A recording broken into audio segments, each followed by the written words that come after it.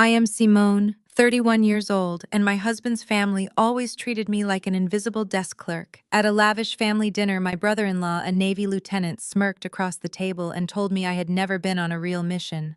An older man at the head of the table looked up at me and asked for my call sign. When I answered, his smile vanished entirely, and he stood up to salute me right there in the dining room. Before I continue this story, let me know where you are watching from in the comments below. Hit like and subscribe if you have ever been underestimated by the people who were supposed to be your family. Growing up, I learned that silence was often the most lethal weapon in a room full of loud egos. That lesson had kept me alive in war zones, but it was equally useful in the opulent dining room of my in-laws' Washington, D.C. mansion. Pastor Calvin and his wife Beatrice sat at opposite ends of a massive mahogany table that cost more than my first car. They were the undisputed king and queen of their social circle royalty among the city's black elite. Their home in a heavily guarded gated community was a monument to their obsession with status. Vaulted ceilings, crystal chandeliers casting a warm golden glow, and the unmistakable scent of expensive catered food filling the air. Tonight was supposed to be a masterpiece of social climbing. The guest of honor was Admiral Sterling, a 58-year-old man with a chest full of medals and the power to hand out lucrative defense contracts. My father-in-law, Calvin, ran a megachurch that also dabbled heavily in community real estate and government partnerships.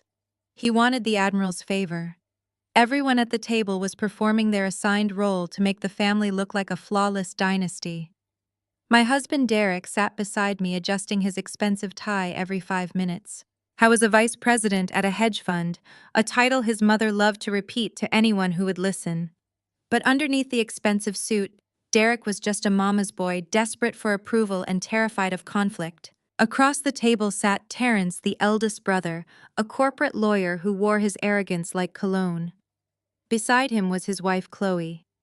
She was a white woman who loved to play the progressive savior, but constantly dropped classist microaggressions masked as concern.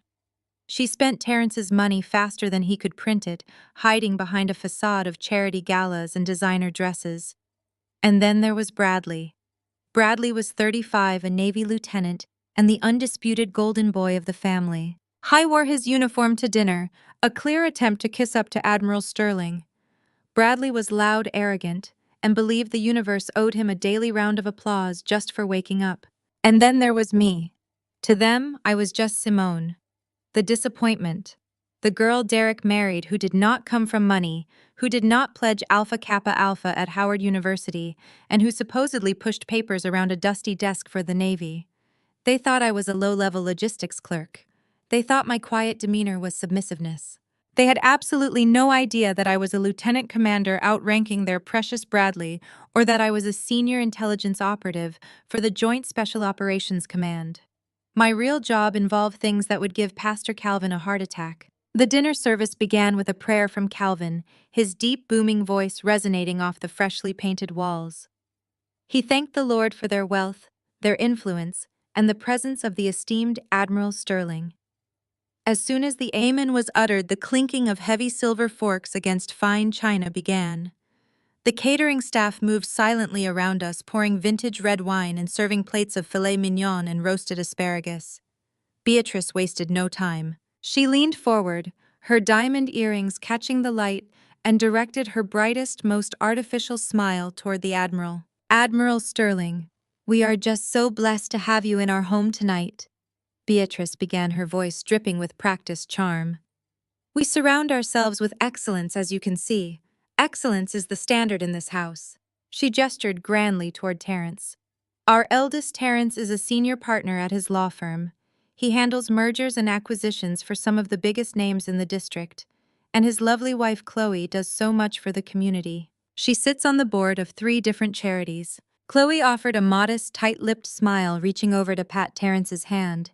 "We just believe in giving back, Admiral. Terrence works so hard so that we can uplift the less fortunate." She glanced at me when she said the words "less fortunate," a subtle dig that only I was meant to catch. I kept my face completely blank, taking a sip of my sparkling water. Beatrice continued her tour of the family trophies, pointing her manicured hand toward my husband next. "And this is my Derek, a vice president at a major hedge fund downtown. He manages portfolios that I cannot even begin to understand. We spent a fortune putting him through his master's program, and it paid off beautifully. Derek sat up straighter, beaming under his mother's praise. He launched into a brief, heavily rehearsed summary of the market trends, trying to sound intellectual and worldly.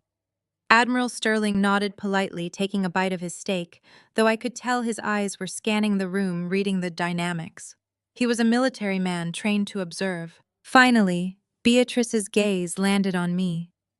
The warmth in her eyes vanished, replaced by a tight, strained expression. It was the look a homeowner gives a weed growing in their pristine garden. She let out a small dramatic sigh that was loud enough for the entire table to hear. And this is Derek's wife, Simone. She paused, letting the silence hang awkwardly in the air.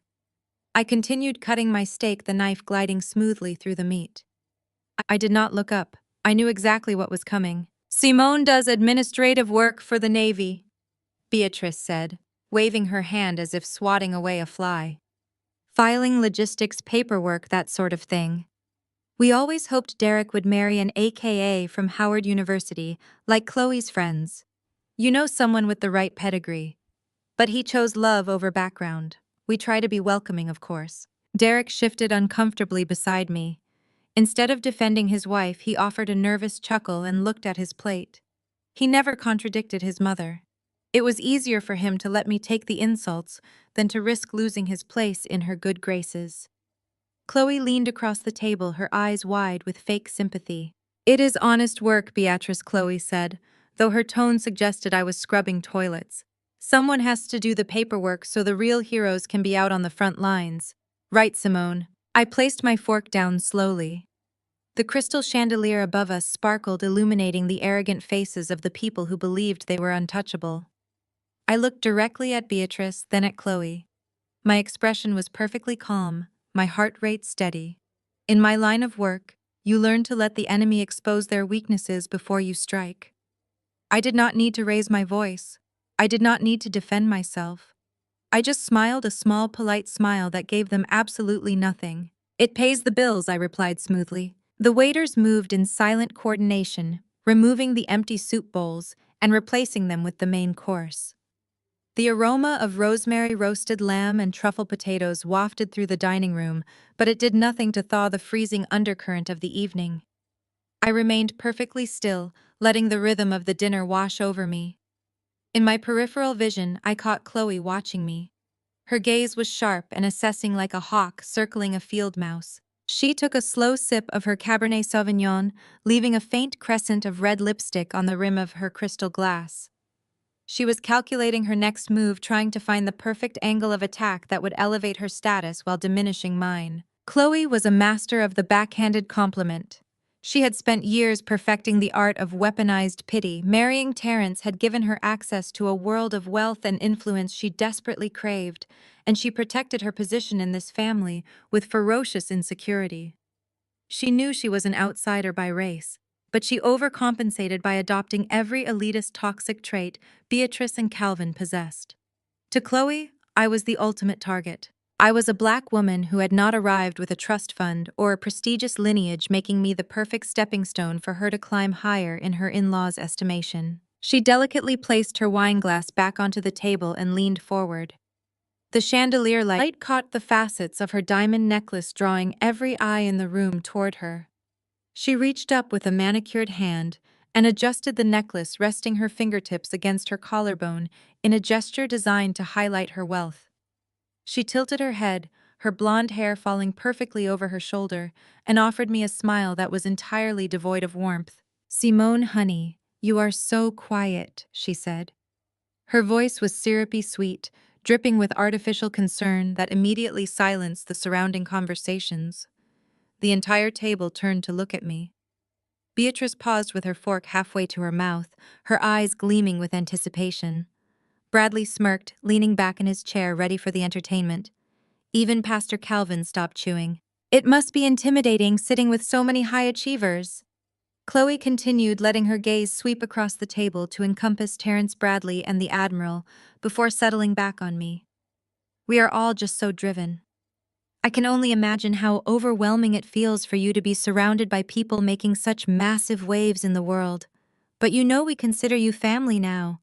We want to see you succeed too." She paused, letting her words hang in the air like a foul odor. I simply looked at her, keeping my face completely impassive. I did not blink. I did not shift in my seat.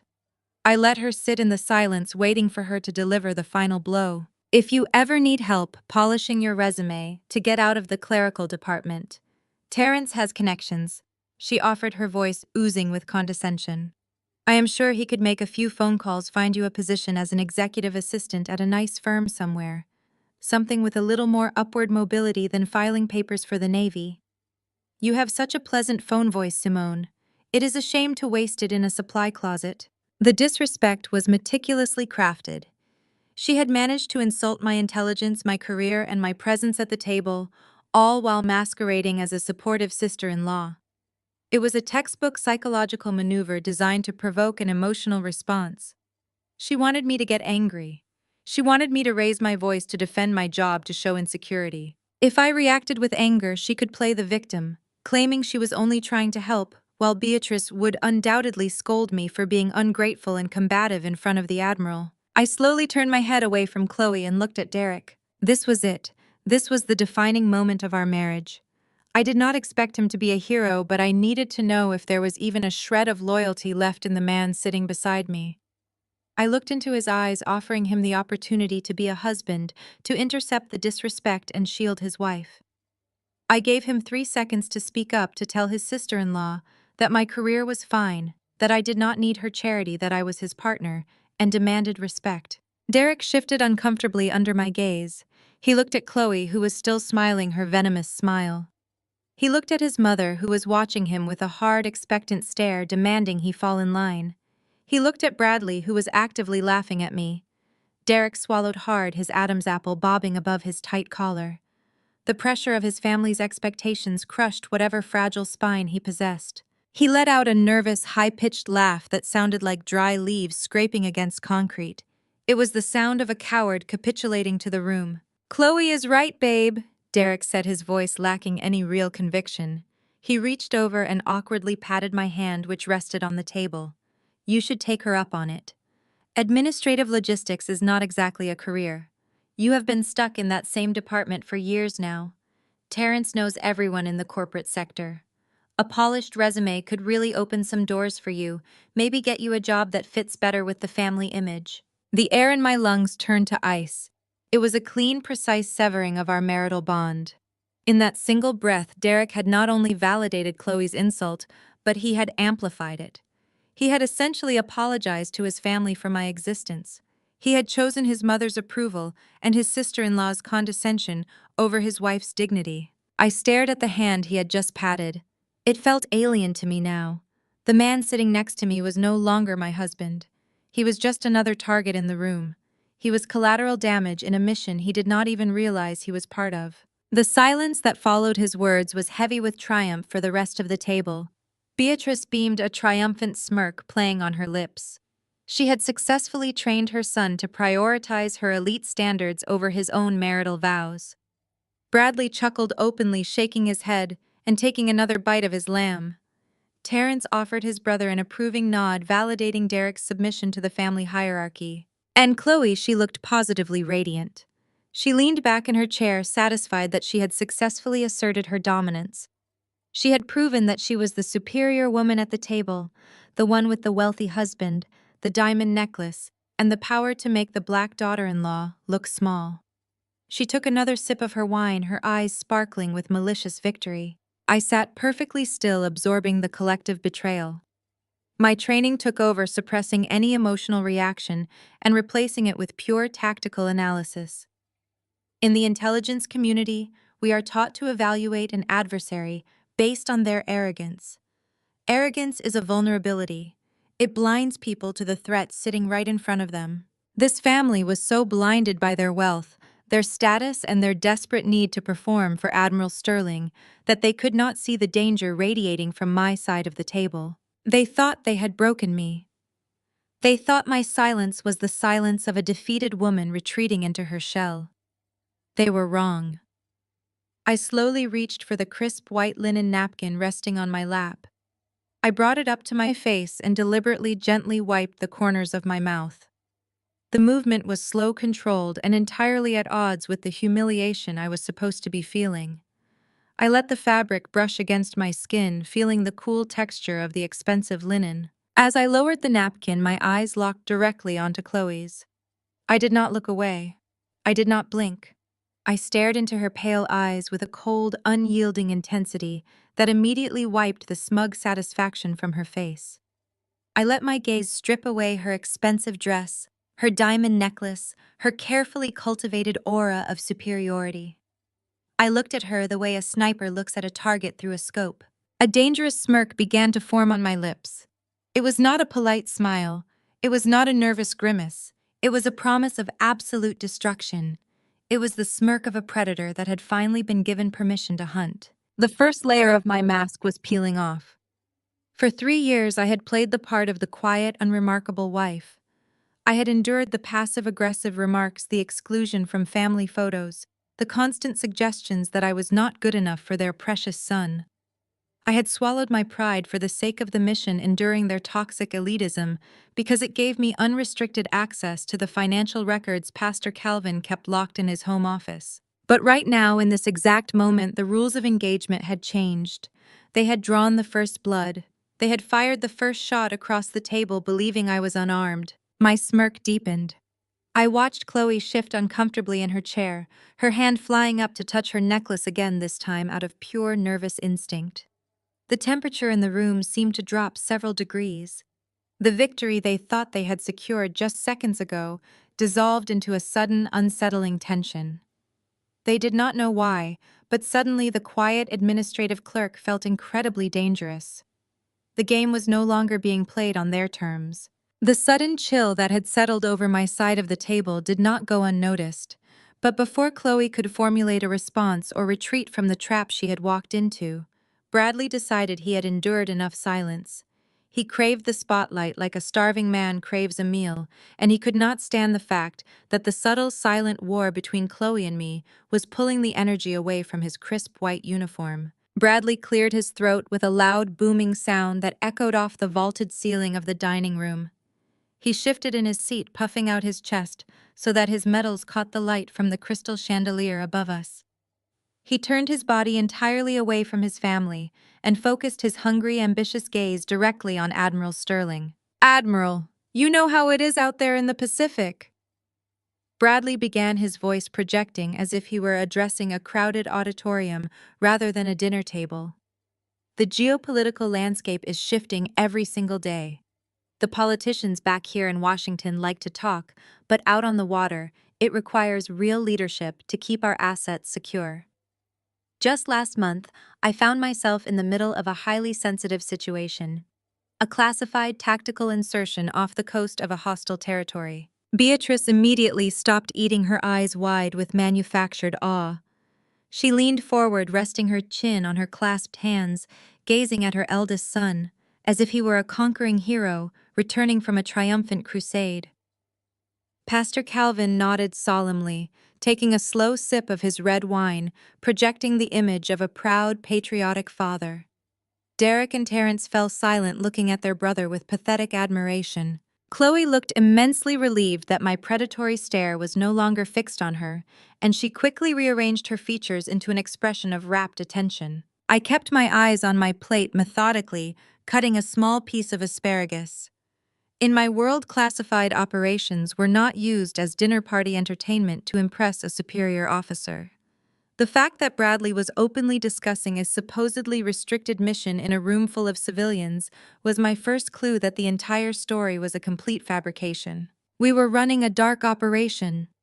Bradley continued, his tone dropping an octave to sound gritty and battle-hardened. "A rogue freighter had breached our perimeter and was ignoring all radio contact. Intelligence suggested they were smuggling illegal munitions to a local insurgent group. The higher-ups were panicking, trying to figure out a diplomatic solution, but I knew we did not have time for bureaucracy.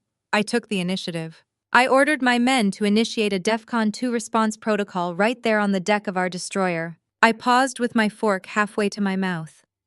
A DEFCON 2 response protocol. The sheer absurdity of the statement was almost physically painful to hear. DEFCON levels are strategic readiness postures dictated by the Joint Chiefs of Staff and the President of the United States.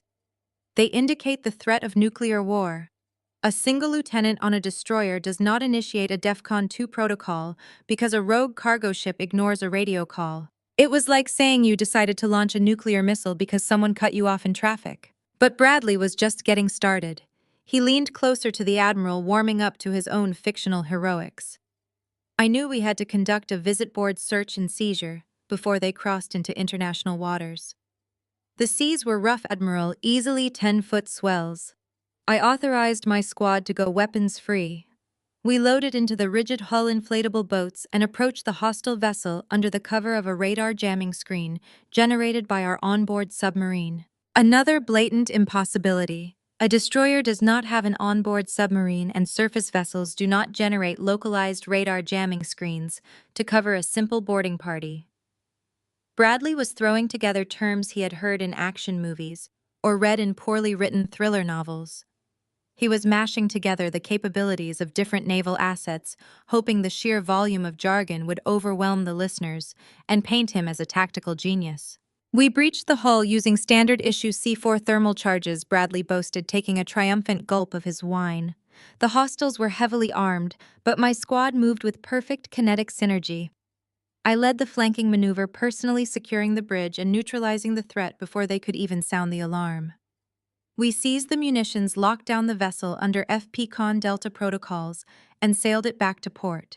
The brass tried to reprimand me for bypassing the chain of command, but once they saw the weapons cache we secured, they realized my tactical deviation was the only reason the mission succeeded. Sometimes you just have to bend the rules to get the job done right. He leaned back in his chair, a smug, victorious smile plastered across his face.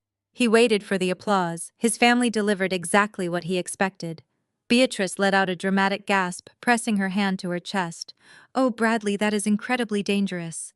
I simply do not know how you find the courage to face those kinds of situations. You are a natural-born leader protecting our country, while the rest of us sleep safely in our beds." Calvin raised his glass in a toast. "Amen to that. It takes a strong man to make the hard calls when lives are on the line. The Lord truly blessed you with a warrior's spirit, my son. We are incredibly proud of the distinction you bring to this family name." Terence nodded, clapping his brother on the shoulder. "That is exactly the kind of decisive action the corporate world lacks, Bradley. You should come give a leadership seminar at my law firm. They could learn a thing or two about kinetic synergy from you." I kept my face perfectly still, staring at the white tablecloth. The absolute delusion of the conversation was staggering. They were validating a grown man's fantasy, playing along with a lie. So transparent it insulted the intelligence of anyone with even a passing knowledge of military protocol. I shifted my gaze to Admiral Sterling. The older man was sitting completely motionless, his steak knife resting idly on the edge of his plate. He had not taken a bite of his food since Bradley started speaking. His face was a masterclass in diplomatic neutrality, but his eyes were cold and unblinking. He was staring at Bradley with the quiet, terrifying intensity of an apex predator observing a particularly loud and foolish prey. The Admiral knew. He knew every single word out of Bradley's mouth was a pathetic lie. But Sterling was a politician as much as he was a soldier. He was letting the golden boy dig his own grave, waiting to see how deep the family delusion went. Bradley soaked in the praise of his parents and brothers, but his ego was an insatiable black hole. He needed total submission from every person in the room. He needed everyone to bow to his fabricated greatness. He looked around the table, his smug smile slipping slightly, when he noticed that I was not looking at him with awe. I was casually wiping the corner of my mouth with my linen napkin, looking utterly and completely bored. My lack of reaction infuriated him. In Bradley's mind, my silence was an act of defiance. He needed to put the quiet administrative clerk back in her place to elevate his own status by crushing mine in front of the Admiral. He picked up his wine glass and pointed the stem directly at me across the table. "You are in the Navy, Simone," he said, his voice dripping with condescension and mock curiosity. The entire table turned to look at me. the lingering excitement from his war story shifting seamlessly into predatory anticipation. Let me guess.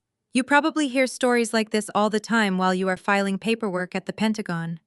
Or maybe they do not let the logistics clerks read the action reports. Derek shifted nervously beside me, letting out a weak, breathy laugh. Come on, Bradley, leave her alone. She does important work managing the supply chains. Important work! Bradley scoffed, rolling his eyes. Sure, someone has to make sure the toner cartridges are ordered and the leave requests get stamped. But let us be honest here. He leaned forward, his smile turning sharp and vicious. I bet you have never been on a real mission in your life.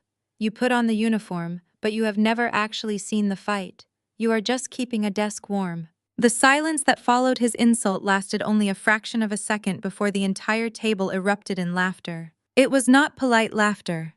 It was a chorus of cruel, dismissive mockery. Beatrice let out a high-pitched cackling sound, covering her mouth with her hand, as her shoulders shook with amusement. Pastor Calvin chuckled deeply, shaking his head as if pitying my very existence. Chloe let out a sharp, snorting laugh, exchanging a triumphant look with Terrence. Even Derek, my own husband, let out a pathetic, trailing laugh, staring down at his lap rather than looking at me. They were all united in their contempt, finding immense joy in my public humiliation. They laughed because they believed I was helpless. They laughed because they thought I was a small, insignificant woman who would lower her eyes, swallow the insult, and shrink back into the shadows of their grand, imposing family. I let them laugh. I let the sound of their mockery echo off the crystal glasses and the expensive artwork on the walls. I sat in the center of their ridicule still perfectly calm. I waited until the laughter naturally began to die down, until the gasps for air subsided, and the dining room returned to a heavy, expectant silence. Then I placed my linen napkin gently onto the table. I did not raise my voice. I did not glare or frown or show a single ounce of anger. I looked directly at Bradley with the detached clinical interest of a teacher preparing to correct a very slow child. A DEFCON 2 protocol is a strategic nuclear readiness posture ordered exclusively by the Joint Chiefs of Staff. I said, my voice quiet but carrying clearly across the large table. It is not initiated by a lieutenant on a destroyer because of a rogue cargo ship. Furthermore, a guided missile destroyer does not possess an onboard submarine to generate a localized radar jamming screen.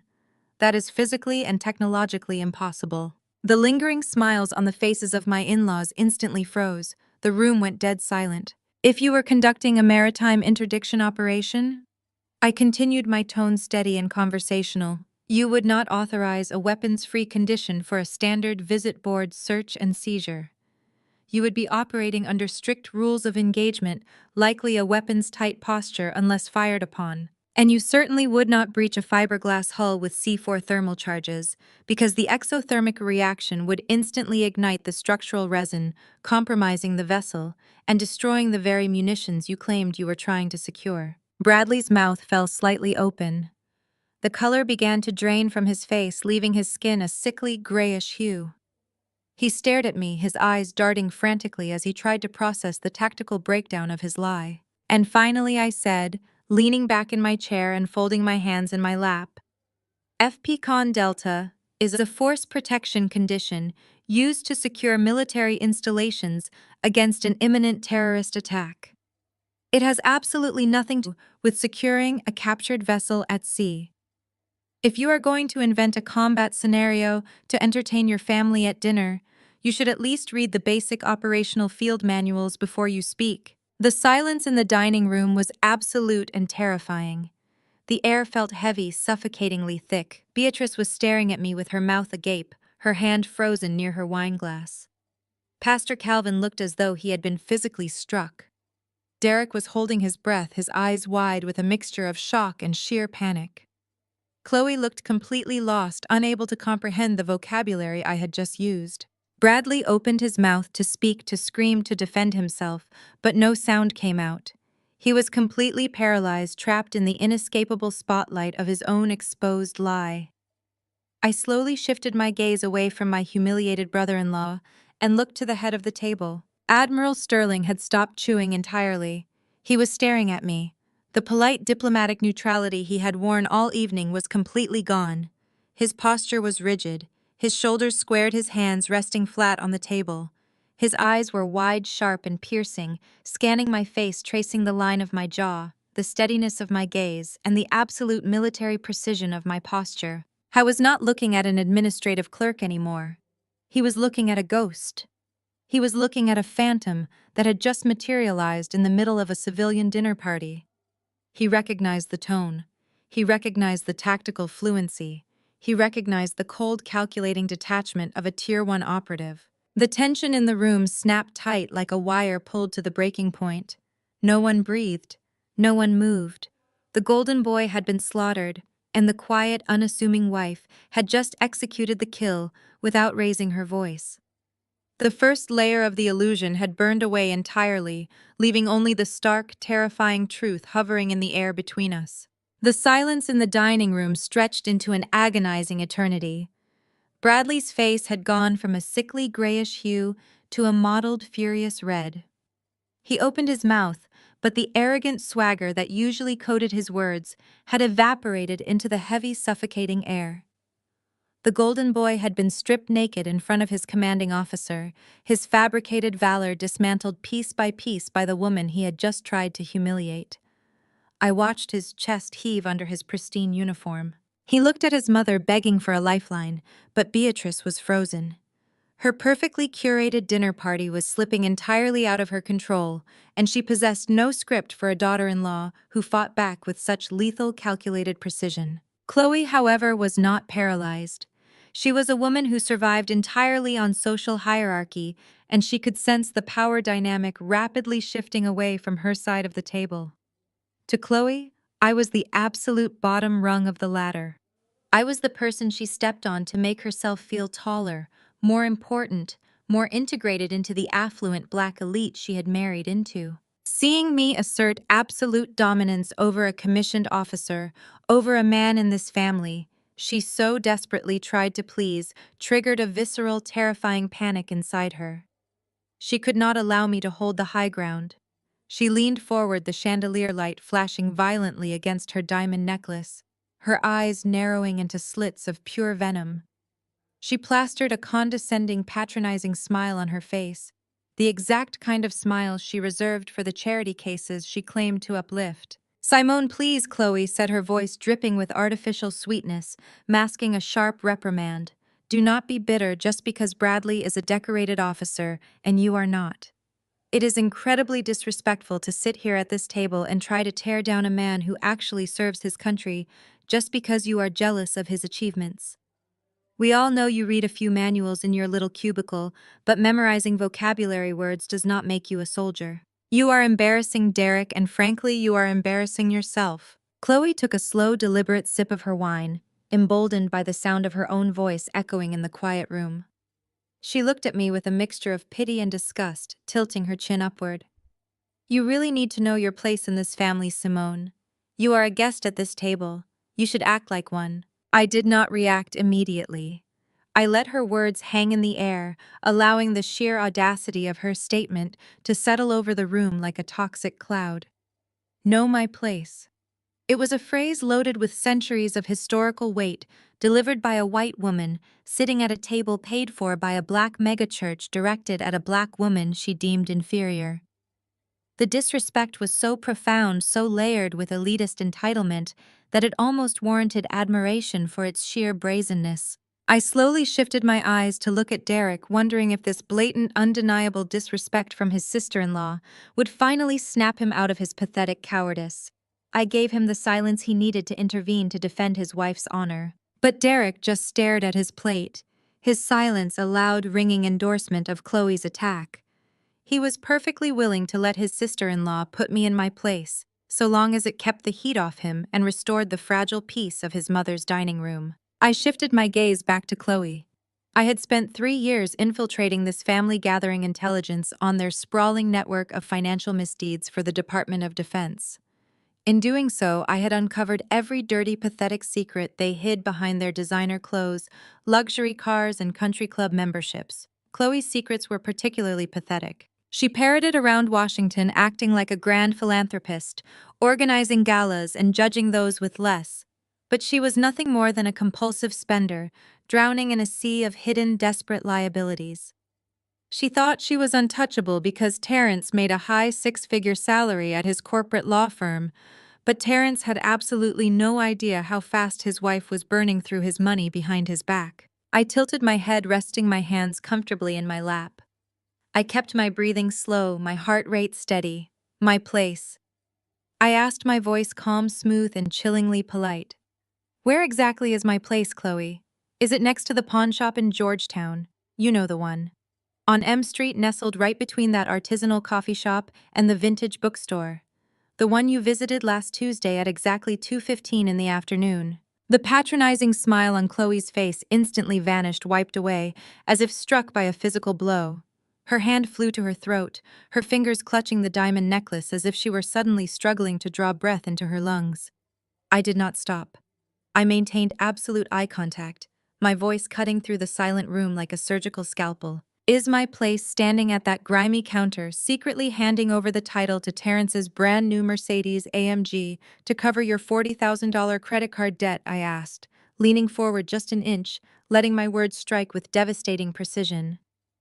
The debt you racked up buying designer bags and funding those luxury weekend spa trips with your girlfriends, all while telling your husband you were doing outreach charity work for the church. A sharp metallic clatter shattered the silence of the dining room.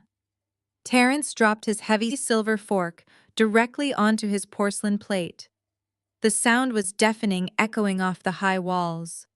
He slowly, mechanically turned his head to look at his wife. The proud, arrogant corporate lawyer looked as though all the oxygen had been sucked entirely out of his lungs. Chloe, Terrence whispered, his voice trembling with a mixture of profound confusion and rapidly rising horror. What is she talking about? Where is the title to my car? Chloe's face was no longer pale, it was ghostly, a sickly shade of chalk white that contrasted violently with her bright red lipstick. She opened her mouth, stammering, grasping desperately for the confident, superior tone she had wielded like a weapon just moments ago. Terrence, she is lying. She is just a bitter, jealous liar. I do not know what she is talking about. The title is, it is in the safe at home. She is making this up to distract from what she just did to Bradley. But her voice was shrill, panicked, and entirely unconvincing. The elite white savior mask had completely melted off her face, revealing the desperate, cornered fraud underneath. She looked at Beatrice for help, but her mother-in-law was staring at her with wide, horrified eyes, appalled at the mere mention of pawn shops and crippling debt at her dinner table. I leaned back in my chair, closing the trap with absolute finality. It is not in the safe, Terrence, I stated objectively, providing the irrefutable details of my intelligence gathering. She took it out on Monday morning while you were giving your deposition downtown. The loan was issued by a man named Victor. It is a 30-day term with an exorbitant interest rate. She used her maiden name on the paperwork to keep it off your joint accounts, but she used your car as the physical collateral. If you do not believe me, you do not have to drive to Georgetown to check. You can call the holding company right now. The number is printed on the back of the black business card, tucked into the zippered pocket of the Louis Vuitton clutch she is holding on her lap right now. Beatrice gasped loudly, pressing a hand against her chest, as if she were experiencing physical pain. Pastor Calvin's eyes darted frantically between his eldest son and his daughter-in-law. His carefully curated world of status and perfection, falling to jagged pieces in front of his most important guest, Admiral Sterling. Terrence slowly reached across the table, his hand trembling with a blinding, building rage. He grabbed Chloe's clutch. She let out a panicked squeak and tried to pull it away. A pathetic, desperate tug of war right over the roasted lamb and expensive wine, but Terrence ripped it from her grasp with a forceful yank. He unzipped the inner pocket, his breathing heavy and ragged. He reached inside and pulled out a small, thick black business card. He stared at the silver-embossed lettering of the pawn shop, the physical proof of his wife's massive betrayal and financial ruin, resting right in the palm of his hand. Terrence stared at the piece of paper, his entire reality crumbling in real time. The flawless, untouchable family facade was cracking, splintering into jagged, irreparable pieces. I sat back in my chair, my posture relaxed. I had not raised my voice. I had not broken my composure or stooped to their level of emotional hysteria. I had simply held up a mirror to their own secrets, and the reflection alone was enough to tear them apart from the inside out. Bradley was paralyzed in silence. Chloe was destroyed and weeping softly into her hands, and the golden dynasty of Pastor Calvin was bleeding out on the dining room table.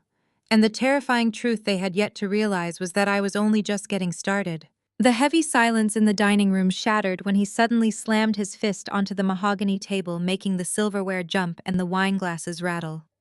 Chloe flinched, shrinking back into her chair with a pathetic whimper. "How could you do this?" Terrence roared, his voice vibrating with a raw, unfiltered fury that stripped away every ounce of his polished corporate lawyer persona. $40,000, Chloe. You took the title to my car and handed it over to some back alley loan shark while I was downtown defending corporate clients. You looked me in the eye and told me you were going to a charity luncheon. Chloe burst into loud theatrical sobs, burying her face in her hands. Terrence, it is not what it looks like, she wept, her voice muffled and trembling. I was going to pay it back. I had a plan. Simone is just trying to ruin us because she is jealous. She hacked my accounts or hired an investigator. You cannot believe her over your own wife. Do not insult my intelligence, Terrence bellowed, holding up the pawnshop business card for the entire table to see. The proof is right here in my hand. You pawned my property to buy what? More shoes. Another trip to the Hamptons. While you sit here and preach about giving back to the less fortunate, you are drowning us in secret debt. The pristine image of the Washington elite was burning to the ground right in front of my eyes. Pastor Calvin squeezed his eyes shut, bowing his head and massaging his temples as if praying for an immediate intervention to save his family from this biblical level of humiliation. Bradley was still staring blankly at the wall, his own ego completely obliterated by my earlier tactical dissection. He offered no help to his brother or his sister-in-law. But Beatrice was not going to let her empire crumble without a fight. She could not attack Chloe right now, because doing so would admit that her perfect white daughter-in-law was a fraud. She could not attack Terrence because he was the victim. Therefore, in the twisted logic of a narcissist, desperate to maintain control, the only person left to destroy was the one who had brought the truth into the light. Beatrice pushed her chair back so violently it tipped over and crashed onto the hardwood floor. She slammed both of her hands flat onto the dining table, leaning forward with her eyes blazing with an unrestrained hatred. "Get out of my house!" Beatrice screamed, her voice cracking with pure venom. She pointed a shaking manicured finger directly at my face. "How dare you come into my home, sit at my table, and slander my daughter-in-law? You are a cancer, Simone. You are a disruptive, ungrateful outsider who has done nothing but try to drag this family down to your level since the day Derek made the mistake of marrying you." I remained seated, my breathing perfectly even. I watched the matriarch of the family lose completely whatever grace and poise she claimed to possess. "You are a liar," Beatrice continued, her chest heaving as she spat the words across the table. "You made up this ridiculous story about a pawn shop to cover up the fact that you just disrespected a commissioned naval officer. You are a low-class nobody who could never fit into our world. I want you out of this house right now." I slowly turned my head toward Derek. My husband was hyperventilating, his face slick with sweat. He was trapped between the terrifying wrath of his mother and the cold, unyielding reality of the woman sitting next to him. He was a man drowning in a storm of his own cowardice. Derek lunged forward and grabbed my arm. His fingers dug tightly into my bicep, a desperate and pathetic attempt to exert physical control over a situation that had entirely escaped him. "Simone, stop it!" he hissed, his voice a frantic whisper, intended only for me but loud enough for everyone to hear in the tense room. "Just apologize to her. Apologize to Chloe, and apologize to my mother. Tell them it was a bad joke. Tell them you made it up. Please, Simone, you are ruining everything. Just fix this before the Admiral leaves." I looked down at his hand gripping my arm. It was a weak grip. I could have snapped his wrist in 3 different places with a single fluid motion, but I did not need to use physical force against a man who was already breaking himself. I simply stared at his hand until he felt the icy, lethal warning radiating from my stillness. Slowly terrified, he released his grip and pulled his hand back as if he had touched a hot stove. "You want me to apologize for the truth, Derek?" I asked, my voice remaining level and calm. You want me to coddle your sister-in-law while she steals from your brother. You want me to bow to your mother while she calls me a cancer. You are asking me to submit to the very people who have spent the last 3 years trying to make me feel like I am nothing. I am asking you to be a wife. Derek pleaded, tears of panic welling in his eyes. I am asking you to save our family. This is not a family, I replied coldly. This is a business transaction masquerading as a bloodline, Beatrice shrieked, slamming her hands on the table again. Do not speak to my son that way. I said, get out. Calvin, call security. Have her thrown off the property. I will not have this ghetto behavior in front of Admiral Sterling. The shouting reached a fever pitch. Terrence was screaming at Chloe, who was wailing hysterically. Beatrice was screaming at me. Derek was begging anyone who would listen. The sheer volume of the argument filled the room, vibrating against the crystal and porcelain. In the background, near the kitchen swinging doors, stood a young catering waiter. He was holding a large silver tray loaded with dozens of cleared crystal wine glasses and heavy ceramic appetizer plates. He was a college student working a weekend shift, completely unprepared for the reality television-level drama erupting among the billionaires he was serving. Terrified by Beatrice's sudden screaming and the chaotic movement around the table, he took a panicked step backward. His heel caught the edge of a thick Persian rug. He lost his balance. The heavy silver tray slipped from his hands. The crash was deafening. Dozens of crystal glasses and thick ceramic plates hit the solid marble floor simultaneously. The sound was a sharp, explosive shatter that echoed through the dining room like the sudden violent crack of a small explosive device or a fragmented gunshot. Human beings are conditioned to react to sudden loud noises in very predictable ways. When the tray crashed, Beatrice shrieked and covered her head with her hands, cowering behind her chair. Pastor Calvin ducked instinctively, pulling his shoulders up to his ears. Chloe screamed and threw her arms over her face. Terrence and Derek both flinched violently, jumping in their seats and squeezing their eyes shut against the sudden jarring noise. Even Bradley, the supposedly battle-hardened naval officer, let out a startled yelp and ducked his head down toward the table, protecting his face. They all reacted like civilians. I did not. The moment the sharp cracking sound registered in my auditory cortex, my conscious mind shut off entirely, and thousands of hours of elite Tier 1 tactical training took over. It was not a thought process. It was pure, unadulterated muscle memory, forged in the fires of live combat and brutal operational conditioning. In a fraction of a millisecond, my body recognized the acoustic signature of a potential blast or ballistic threat. Before the first shard of crystal had even settled on the marble floor, I had already moved.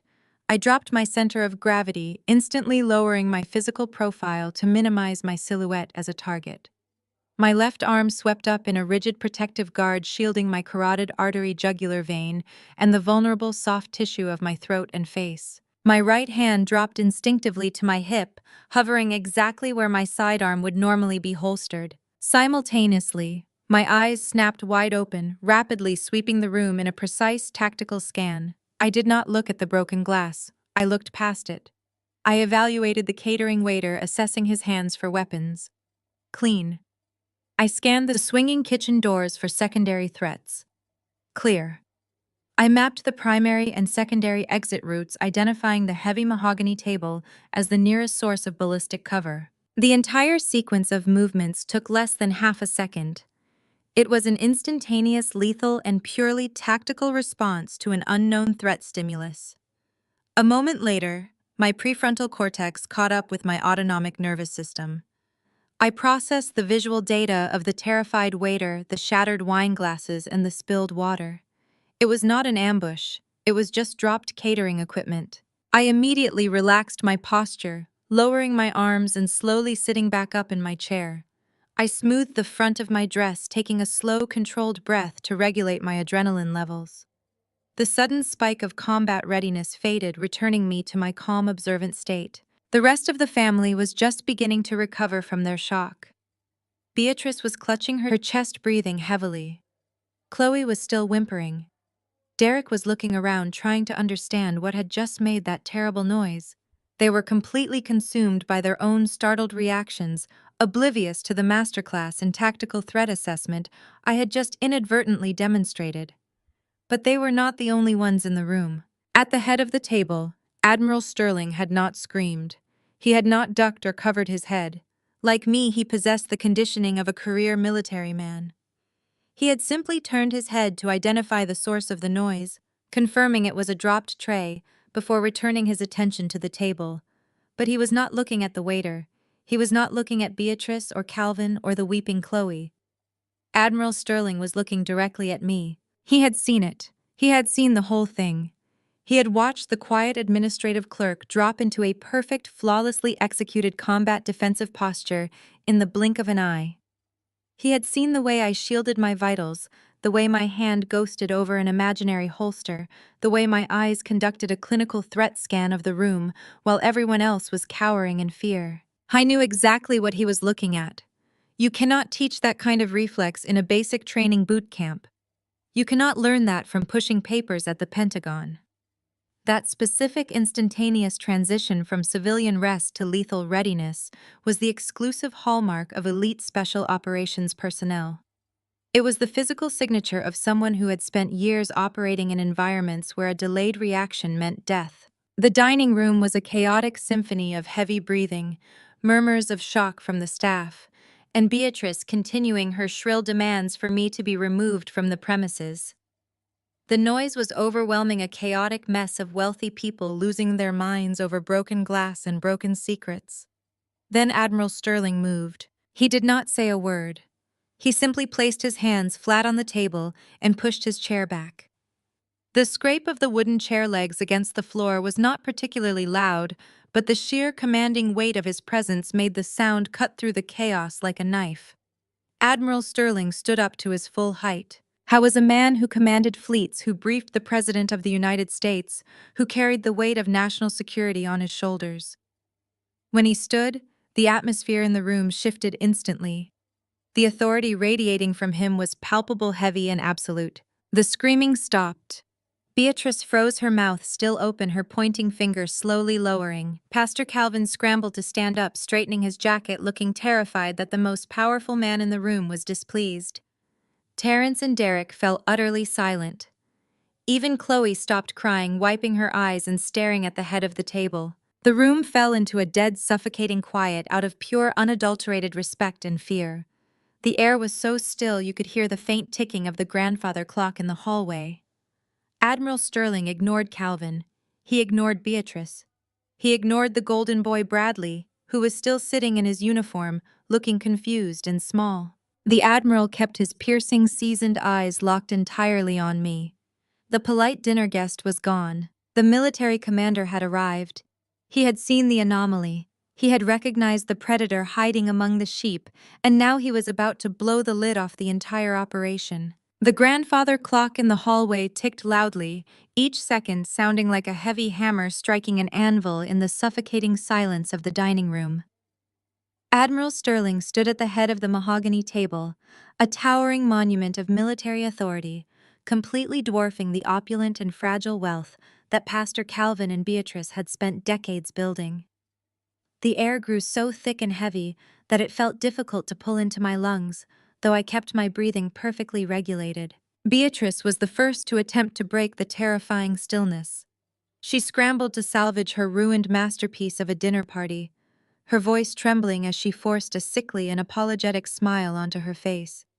"Admiral, please forgive this unacceptable disruption," she stammered, smoothing the front of her designer dress with shaking hands. "We are so embarrassed by this display. I assure you Simone will be leaving our home immediately. We never should have allowed Derek to bring such a classless woman into our family." Pastor Calvin quickly joined in, stepping forward with his hands raised in a gesture of frantic pacification. "Yes, sir, please accept our deepest apologies. We invited you here to discuss community building and the future of our defense partnerships, not to subject you to the hysterical outbursts of an ungrateful daughter-in-law. Please sit back down. I will have the staff clear this broken glass at once, and we can continue our evening in peace." Admiral Sterling did not sit down. He did not look at Beatrice. He did not acknowledge Pastor Calvin's desperate and groveling apologies. It was as if the two most powerful figures in the Washington social scene had suddenly ceased to exist in his reality. He stood perfectly still, his weathered face set in lines of absolute and unyielding focus. Then slowly and deliberately he began to walk. He moved away from the head of the table, his polished leather shoes stepping over the shattered crystal and spilled wine without a single glance downward. He moved with the quiet and predatory grace of a man who had spent his life navigating active war zones, a man who recognized that the true danger in the room was not the broken glass on the floor, but the woman sitting quietly in her chair. As he approached my side of the table, the family shrank back. Terence pulled his chair closer to the wall, his eyes wide with confusion. Chloe held her breath, clutching her ruined designer purse against her chest. Derek looked absolutely paralyzed, his eyes darting wildly between the approaching admiral and my impassive face, entirely incapable of understanding why the most important guest in their home was ignoring the host to focus entirely on the wife they had just discarded. Admiral Sterling stopped just 2 feet away from me. He stood close enough that I could see the faint, faded scars on his jawline, the testament to his own years of kinetic operations. I did not shrink back. I did not avert my gaze out of a sense of civilian deference. I met his eyes with a cold and level intensity, holding his stare with the unspoken challenge of an equal. I watched his eyes drop slightly, tracing a path from my steady and unblinking gaze down to the neckline of my dress. The fabric dipped just low enough to reveal a faint and jagged starburst of scarred tissue resting against my left collarbone. It was a white phosphorus burn, a permanent souvenir from a night raid in the Korangal Valley that had gone catastrophically wrong 4 years ago. To a civilian, it might have looked like a bizarre birthmark, or the result of a careless childhood accident. To Beatrice and Chloe, it was just an ugly blemish on an otherwise acceptable piece of jewelry. But Admiral Sterling was not a civilian. He knew exactly what white phosphorus scarring looked like. He knew the agonizing and unspeakable heat required to melt human skin in that specific and devastating pattern. He stared at the scar, his jaw tightening, the muscles in his neck ticking as the realization began to solidify in his seasoned mind. He looked at my hands resting calmly on the table, noting the faint calluses on the webbing between my thumb and index finger, the natural byproduct of spending thousands of hours gripping the textured polymer of a tactical sidearm. He watched the steady and rhythmic rise and fall of my chest, calculating my resting heart rate, recognizing that I was the only person in the room who was not producing the sour and metallic scent of adrenaline and fear. The silence stretched, pulling the tension so tight that the air felt brittle enough to snap. The family watched this silent and intense exchange in utter bewilderment. They could not comprehend why this highly decorated military commander was treating me like a threat to be assessed rather than a nuisance to be dismissed. Pastor Calvin took an uncertain step forward, his pastoral authority completely useless in this arena. "Admiral, sir, please," he ventured, his voice lacking all of its usual booming confidence. "She is just a logistics clerk. She does not know how to conduct herself in the presence of a flag officer. I will have Derek remove her from the dining room so we can talk." "Quiet," the Admiral commanded. He did not shout. He did not raise his voice above a low and gravelly baritone. But the word carried such absolute and terrifying authority that Pastor Calvin instantly snapped his mouth shut, stepping backward as if he had been physically shoved. Admiral Sterling returned his complete and undivided attention to me. The polite and diplomatic mask he had worn all evening to indulge my arrogant in-laws had vanished entirely. He was a commander speaking to an operative in the field. "What is your call sign?" He barked the question, hitting the silent room like a shockwave. The word call sign hung in the air, a piece of specialized military vocabulary that felt completely alien in this affluent and civilian dining room. Beatrice blinked rapidly, utterly confused. Terence frowned, looking at his brother Bradley for a translation. Bradley, desperate to salvage his ruined ego and insert himself back into the center of the Admiral's attention, let out a loud and nervous braying laugh. It was a pathetic and frantic sound that reeked of deep-seated insecurity. He pushed his chair back and stood up, smoothing the front of his pristine and unearned uniform. "Sir, with all due respect." "I think there is a misunderstanding here," Bradley stammered, flashing a desperate and sycophantic smile. "She does not have a call sign. Simone is just a clerk. She processes supply requisitions and files leave requests. She has never even seen a forward operating base, let alone earned a tactical designation. "You are giving her far too much credit, sir." I ignored Bradley entirely. He was irrelevant, a noisy insect buzzing in the background of a conversation between two apex predators. I kept my eyes locked onto Admiral Sterling. The time for hiding was over. The mission parameters had shifted, the cover was blown, and the tactical advantage of playing the submissive and invisible wife had evaporated the moment that catering tray hit the floor. It was time to introduce this family to the woman they had been mocking for 3 years. I placed my hands flat on the mahogany table and slowly pushed my chair back. The scrape of the wood against the floor mirrored the exact sound the Admiral had made moments before. I stood up to my full height. The physical transformation was instantaneous and terrifying. I did not just stand up, I shifted my entire molecular structure. The slumped and accommodating posture of Derek's dutiful wife vanished, replaced by the rigid, lethal, and coiled energy of a Tier 1 intelligence operative.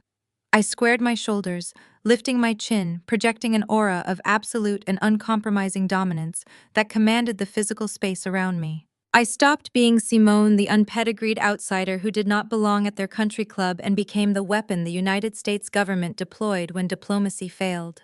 Derek actually whimpered and shrank back into his chair as I stood up, his eyes wide with a sudden and primal terror as he looked at the stranger who had shared his bed. Chloe pressed her hand over her mouth, visibly trembling as the sheer and suffocating weight of my true presence washed over her. I looked Admiral Sterling dead in the eye, meeting his authoritative gaze with an unwavering and icy intensity that belonged only to those who had walked through hell and survived. "Valkyrie." I answered, my voice a low, smooth, and resonant strike that echoed flawlessly in the dead silence of the room. The name dropped into the dining room like a tactical strike. I watched the color completely drain from Admiral Sterling's weathered face. The blood rushed from his cheeks, leaving him a stark and ashen gray. His eyes, previously sharp and assessing, suddenly widened in a manifestation of profound and soul-shaking recognition. He knew that name. Every high-ranking officer with clearance above top secret knew that name. It was a ghost story whispered in the secure briefing rooms of the Pentagon, a legend attached to some of the most classified, dangerous, and highly successful black operations of the last decade. He looked at the burn scar on my collarbone again, and then back up to my eyes, and the final puzzle piece locked into place inside his mind.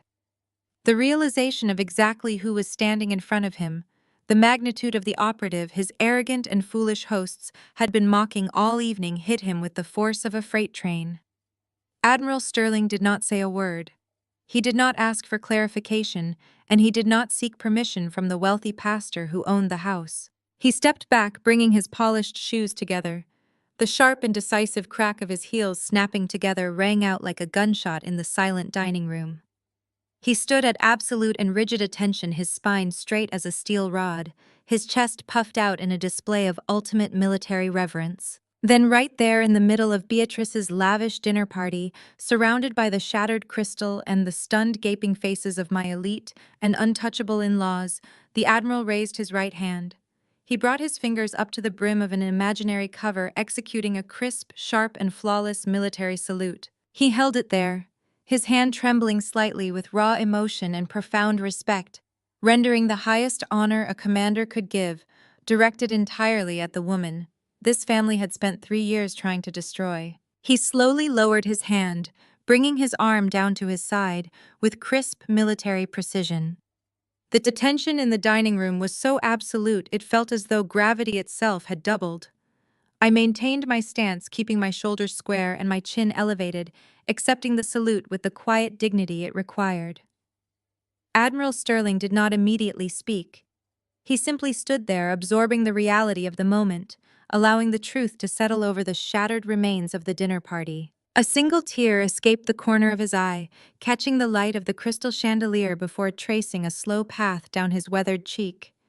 He made no effort to wipe it away. For a man who had spent his entire life projecting impenetrable strength, the display of raw emotion was more powerful than any shout or command. He turned his head slowly, pulling his intense gaze away from me to look at the people seated around the table. He looked at Beatrice, who was still frozen with her hand pointing toward the door.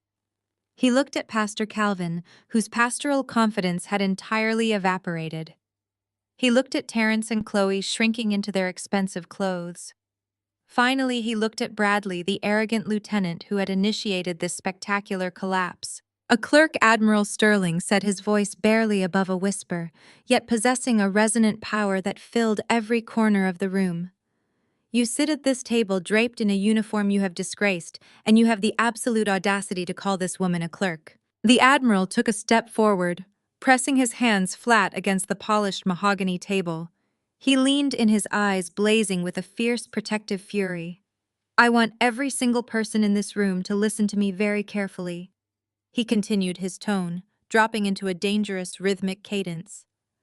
"This woman standing in your home is not an administrative assistant. She is Lieutenant Commander Simone. She is a Tier 1 intelligence operative for the Joint Special Operations Command. She operates at a security clearance level, so classified that the vast majority of the military does not even know her unit exists." A collective shockwave ripped through the family. Beatrice let out a sharp, strangled gasp, grasping the edge of the table as if the floor had suddenly dropped beneath her feet. Pastor Calvin closed his eyes tightly, his lips moving in a silent, panicked prayer. The Admiral turned his attention back to me, his expression softening into an overwhelming, profound gratitude. 2 years ago in Kabul, he began, his voice growing thick with memory. During a highly classified black operations raid, my son's unit was ambushed. They were conducting a deep reconnaissance mission, tracking a high-value target through a complex network of subterranean insurgent tunnels. Their position was compromised.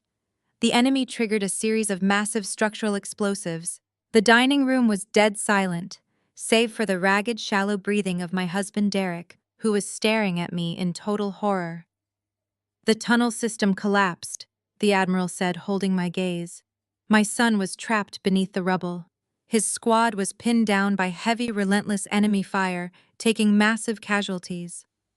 The extraction helicopters were ordered to pull back. The command structure deemed the situation a complete loss. They were preparing to leave him behind." He paused, swallowing hard against the lump in his throat. But Valkyrie did not pull back. She defied a direct order to retreat. She descended alone back into that collapsing tunnel system under a relentless barrage of hostile fire. The structural integrity of the cave was completely compromised. The air was thick with toxic smoke and the searing heat of deployed munitions. She located my son, dug him out of the debris with her bare hands, and dragged his unconscious body for 2 grueling miles through hostile territory to a secondary extraction point. The Admiral pointed a trembling finger toward my chest, right where the faint edge of my scar was visible. "She took a white phosphorus burn, shielding him from a secondary blast. She saved my son's life. She brought my boy home to me when the rest of the military apparatus had written him off as collateral damage." The sheer magnitude of the revelation crashed down upon the family with the force of a physical blow. Beatrice's legs gave out entirely. She stumbled backward, her designer heels catching on the thick Persian rug, and she collapsed heavily into her dining chair. Her hands flew to her face, covering her mouth as her eyes widened in a blinding, horrifying realization. The woman she had spent the last 3 years calling a low-class nobody, the woman she had just demanded be thrown out of her house like garbage, was a highly decorated war hero who had single-handedly saved the life of the very man they were trying to manipulate for their own financial gain. Her entire social climbing agenda dissolved into ash. Derek sat completely paralyzed. He stared at me as if I were a ghost, a terrifying apparition that had seamlessly replaced the quiet, docile wife he thought he owned. His jaw was slack, his chest rising and falling in rapid, panicked spasms. He realized in that agonizing moment that he did not know me at all. He had spent years allowing his mother and his brother to emotionally abuse a woman who could have dismantled their entire family with a single phone call. The sheer magnitude of his cowardice crashed down on him, crushing whatever fragile sense of manhood he still possessed. He had chosen to protect his ego over protecting a Tier 1 operative, and the realization of his own pathetic nature was suffocating him. Terence was gripping the edge of the table so tightly his knuckles were stark white, his analytical legal mind short-circuiting as he tried to calculate the immense social and professional fallout of this unmitigated disaster. Chloe sat perfectly still, her earlier tears drying on her face, replaced by an absolute suffocating dread. She had just insulted a military operative. She had told a woman who survived insurgent ambushes to know her place. The elite white savior mask was not just off, it was pulverized into dust.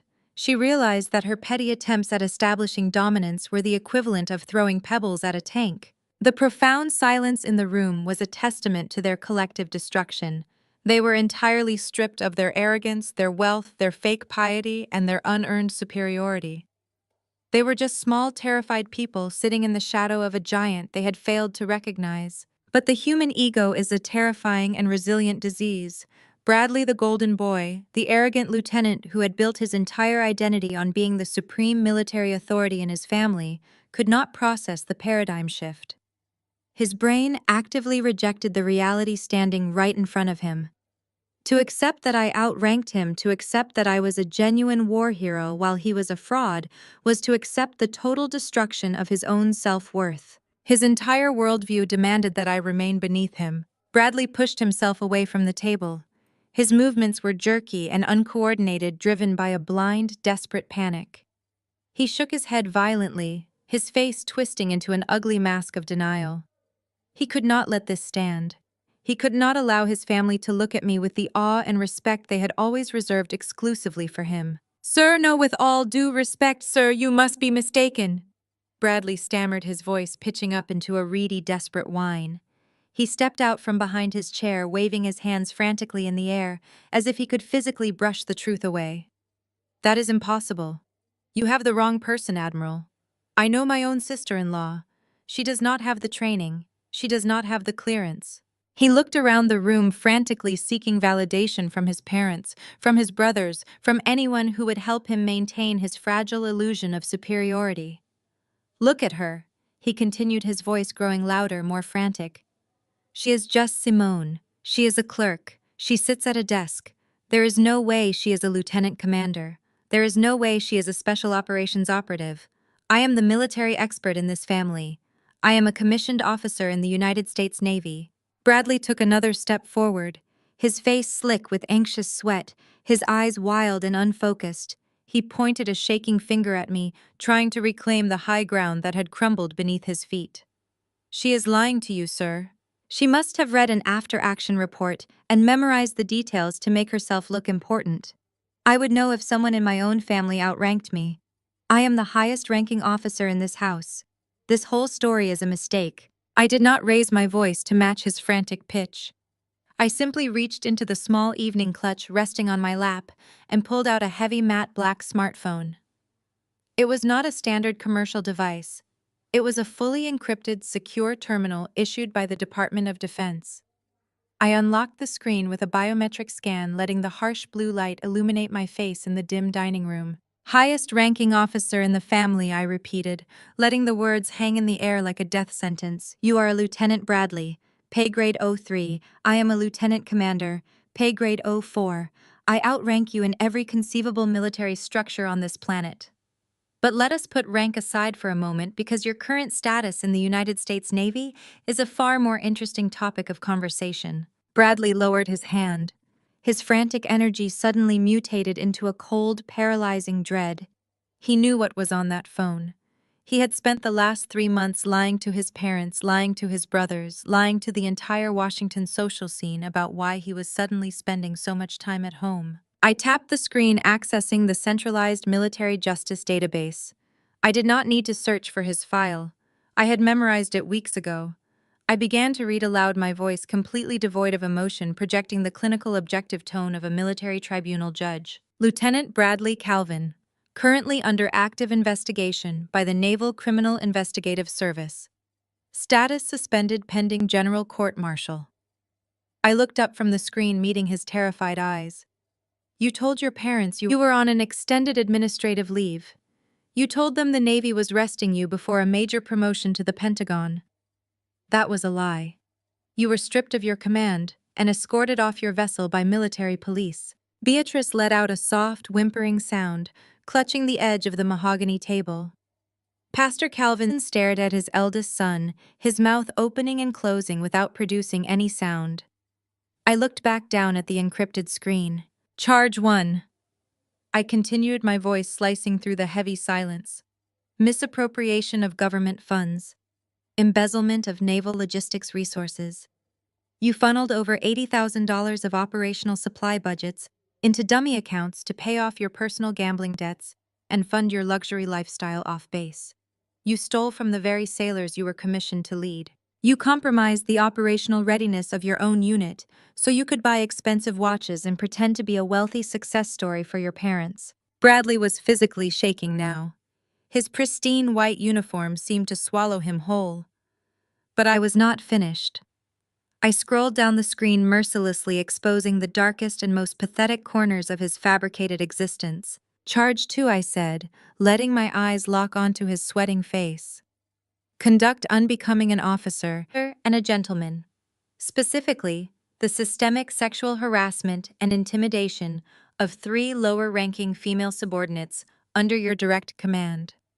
You used your rank to coerce them to threaten their careers and to create a hostile environment when they refused your advances. You acted like a predator in a uniform you did not deserve to wear. Admiral Sterling let out a low, disgusted breath. The immense respect he had shown me moments ago transitioned seamlessly into absolute revulsion directed at the man standing across the table. In the military, there is no creature more despised than an officer who preys upon his own people. Sterling looked at Bradley with eyes that promised complete professional annihilation. The destruction of the Golden Boy was absolute. The family dynasty that Pastor Calvin and Beatrice had sacrificed their morality to build was collapsing in real time. Their precious son, the decorated hero they used to secure church donations and country club invitations, was a common thief and a predator facing federal prison. Terrence closed his eyes, rubbing his temples, as the legal implications of his brother's crimes washed over him. Chloe was completely silent, her own massive financial sins suddenly dwarfed by the sheer magnitude of Bradley's disgrace. Derek looked like he was going to be physically sick. Bradley could not escape. The reality of his failure was broadcast in high definition in front of the most powerful military commander he had ever met. His ego, a fragile and grotesque balloon inflated by decades of unearned praise and maternal coddling, finally burst. He did not experience a moment of clarity or remorse. Narcissists do not apologize when they are cornered, they attack. A low, guttural sound ripped from Bradley's throat. It was not a battle cry. It was the desperate animalistic noise of a cornered coward who had nothing left to lose. His face twisted into a mask of pure feral rage. He lunged forward, shoving his heavy wooden dining chair backward so violently it crashed into the wall. He charged around the corner of the large mahogany table, his hands reaching out to grab me, to strike me, to physically silence the woman who had just dismantled his entire life. Beatrice screamed. Pastor Calvin shouted his son's name. Derek threw his hands over his head, cowering in his seat. They all expected a tragedy. They all expected the large, angry man in the military uniform to overpower the smaller woman sitting calmly in her evening dress. But they had fundamentally misunderstood the laws of physics and the brutal reality of close-quarters combat. I did not stand up. I did not retreat. I simply waited until he crossed the invisible perimeter of my personal space. As his hands darted forward to grab my shoulders, I moved with a fluid, explosive velocity that the human eye could barely track. I pivoted my torso slightly, avoiding his clumsy, frantic grasp. I brought my left hand up, catching his thick wrist in a vice-like grip. At the exact same moment, I drove my right palm upward, driving the heel of my hand directly into the hyperextended joint of his elbow. I applied absolute calculated pressure, using his own forward momentum against him.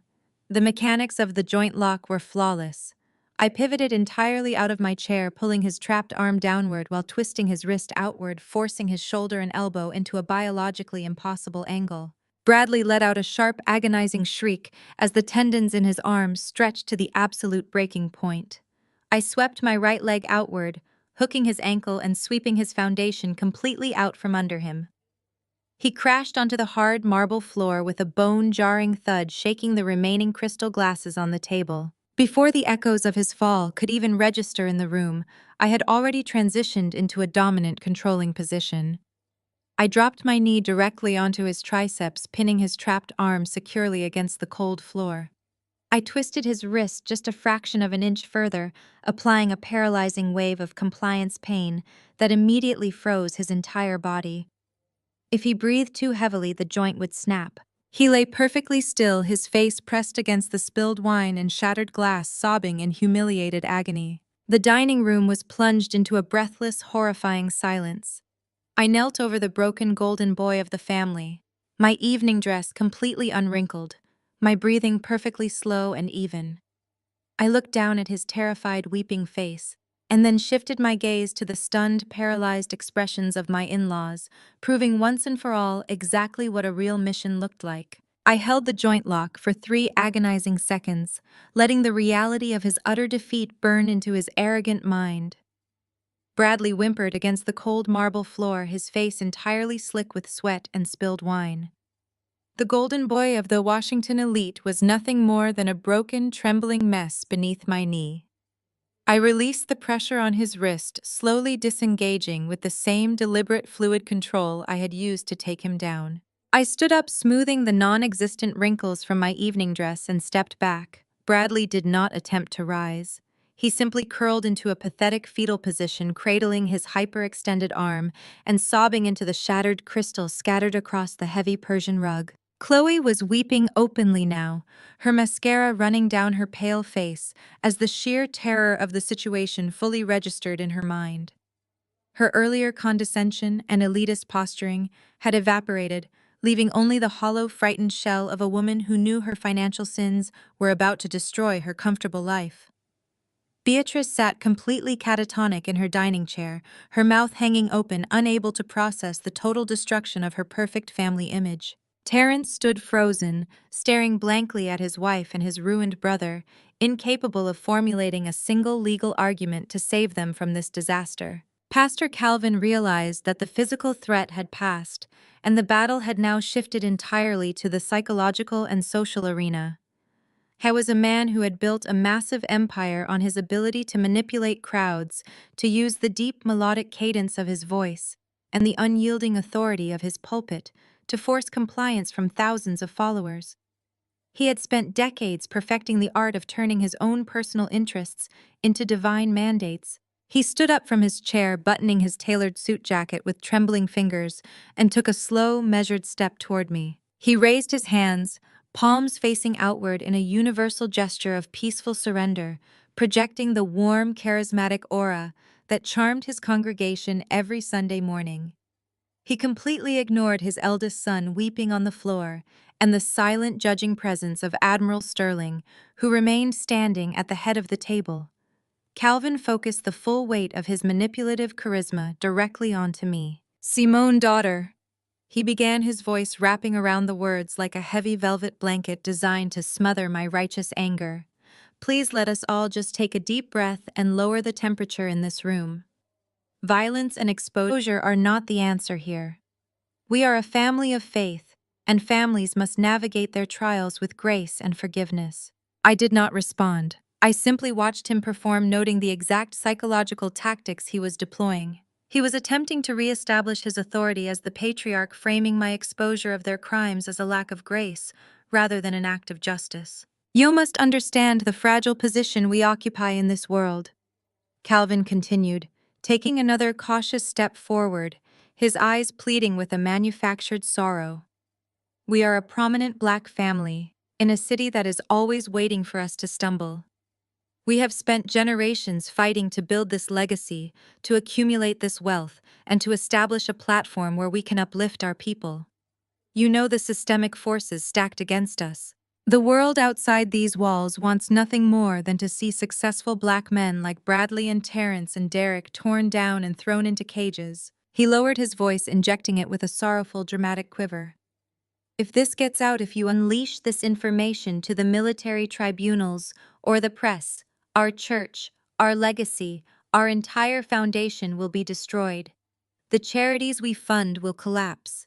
The community that relies on our leadership will be left without guidance. You would not just be punishing Bradley or Chloe, you would be punishing thousands of innocent people who look up to this family as a beacon of hope and excellence." It was a masterful and insidious performance. He was actively weaponizing our shared racial identity and the genuine historical struggles of our community to shield a predator and a thief. He was demanding my silence in the name of a fraudulent black excellence, suggesting that exposing an officer who sexually harassed women and embezzled funds was a betrayal of our people rather than a defense of the innocent. I was attempting to make me feel guilty for holding them accountable, twisting the narrative so that I would become the villain if I refused to protect their corrupt dynasty. We must protect each other, Simone. Calvin urged, extending his hands toward me, as if inviting me into a warm embrace. We must circle the wagons and handle our transgressions in-house. Bradley will seek spiritual counseling. Chloe will make financial restitution to Terrence. We can heal these wounds through prayer and unity. Please, for the sake of the family, for your husband's sake, keep this quiet. I am begging you as your father-in-law and your pastor, do not let the enemy use you to tear down this house. He stopped speaking, letting his charismatic plea hang in the stifling air of the dining room. He genuinely believed it would work. He had spent his entire life watching women submit to his authority, stepping aside to protect the reputations of flawed and dangerous men in the name of preserving the institution. He expected me to lower my head, accept his false grace, and sweep 3 years of emotional abuse and decades of criminal behavior under the nearest expensive rug. I looked at him with an expression of absolute and chilling emptiness. I did not feel guilt. I did not feel the heavy burden of the racial and religious obligations he was attempting to chain to my ankles. I saw him entirely for what he was, a desperate, corrupt man trying to save his own empire by sacrificing my integrity. Before I could dismantle his pathetic sermon, Derek finally moved. My husband, who had spent the entire evening cowering in his chair, silently endorsing his mother's insults and his brother's mockery, suddenly threw himself out of his seat. He scrambled around the edge of the table, his expensive leather shoes slipping slightly on the spilled wine. He did not approach me with anger or the authority of a partner. He approached me with the frantic, pathetic desperation of a man watching his trust fund and his social standing evaporate before his eyes. Derek dropped heavily to his knees right there on the dining room floor. The sight of him kneeling among the shards of broken crystal, his tailored trousers soaking up the spilled lamb, just was the most pathetic display of cowardice I had ever witnessed. He reached out with trembling hands, grabbing the fabric of my evening dress, clutching at me like a drowning man clutching at a piece of floating debris. "Simone, please, you have to listen to my dad," Derek begged, his voice cracking into a high-pitched, pathetic whine. His face was slick with sweat and tears of pure, selfish panic streamed down his cheeks. "You made your point, okay? You won. You outrank Bradley, you proved you are a total badass, and you put Chloe in her place. You won the argument. I will tell my mother to never disrespect you again, I swear to God. I will stand up to her from now on. But you cannot do this to us. You cannot report this." He pulled on my dress, his knuckles white with desperation. "If this goes public, the scandal will ruin me at the hedge fund. My partners will force me out. The country club will revoke our membership. Do you know how hard I worked to secure my position as a vice president? Do you know what the board of directors will do if my brother is court-martialed for embezzlement and my sister-in-law is exposed as a fraudulent debtor? The stigma will stick to me forever." I stared down at the man I had shared a home with for 3 years. He was not begging me to protect his brother out of familial love. He was not begging to save his parents' church out of religious devotion. He was begging me to preserve his country club membership and his corporate bonuses. He cared absolutely nothing for the women Bradley had harassed. He cared nothing for the sailors Bradley had stolen from. He cared nothing for the relentless emotional abuse I had endured at his mother's hands for the entirety of our marriage. "Please, baby," Derek sobbed, burying his face against my knees. "I love you. We have a good life together. We can move to a different neighborhood. We can buy a new house away from them if you want. Just delete whatever files you have on that phone. Walk away from this table and let us just go back to normal. Do not ruin our family name over this. I am begging you, be my wife and protect me." His words were a masterclass in narcissistic delusion. He actually believed that our marriage was something worth saving. He believed that offering to move to a different affluent neighborhood was a generous concession that would somehow erase the profound and systemic corruption rotting the core of his entire bloodline. I was asking a Tier 1 intelligence operative to ignore federal crimes and turn a blind eye to predatory abuse, all so he could continue drinking expensive scotch with his hedge fund buddies without feeling embarrassed. I looked down at his sobbing, trembling form with a revulsion so deep and absolute it felt like ice water flooding my veins. I did not feel a single ounce of sympathy. I did not feel the familiar pang of marital obligation. I felt nothing but the profound and clinical disgust. I reached down and grabbed Derek by the lapels of his expensive, custom-tailored suit jacket. I did not use a gentle touch. I gripped the fabric tightly and yanked him forcefully upward, breaking his grip on my dress and forcing him to release my legs. I pushed him backward, leaving him kneeling upright, unsupported, and entirely exposed in the center of the room. I looked over his head, locking eyes with Pastor Calvin, who was watching the scene with desperate, calculating hope, believing his son's pathetic display might actually succeed in buying my silence. I looked at Beatrice, who was holding her breath, her eyes wide and terrified. Finally, my gaze swept over to Admiral Sterling, who stood at the head of the table, watching this spectacular collapse of the Washington elite with silent, approving judgment. I stepped back, creating a deliberate physical distance between myself and my kneeling husband. The air in the room was brittle, every single person waiting for my response, expecting me to either soften into a forgiving wife or shout in righteous indignation. I did neither. "You want me to protect your family name?" I asked, my voice echoing softly against the high ceilings, devoid of any warmth or affection. "You want me to delete my files and go back to playing the quiet, dutiful little clerk so you can maintain your comfortable fake existence?" Derek nodded frantically, a pathetic, hopeful smile breaking through his tears. "Yes, yes, exactly, Simone. We can fix this. We can just be together and forget this ever happened." I tilted my head, looking down at him as if analyzing a particularly repulsive insect. The sheer arrogance, the utter failure of their situational awareness was almost breathtaking. They truly believed they were the center of the universe. They believed their wealth and their church gave them a protective shield against the brutal mechanisms of federal justice. They thought my silence over the past 3 years was submission, never once suspecting it was surveillance. I let a cold, razor-sharp smile slowly form on my lips. I looked deeply into Derek's terrified eyes, ensuring he felt the absolute lethal weight of the revelation I was about to drop on his head. "You think I married into this family by accident?" The question hung in the air, a heavy, suffocating weight that pressed down on the scattered shards of crystal and spilled wine. Derek remained on his knees, staring up at me with a blank, uncomprehending expression. His red-rimmed eyes blinked rapidly as his brain struggled to process the words I had just spoken.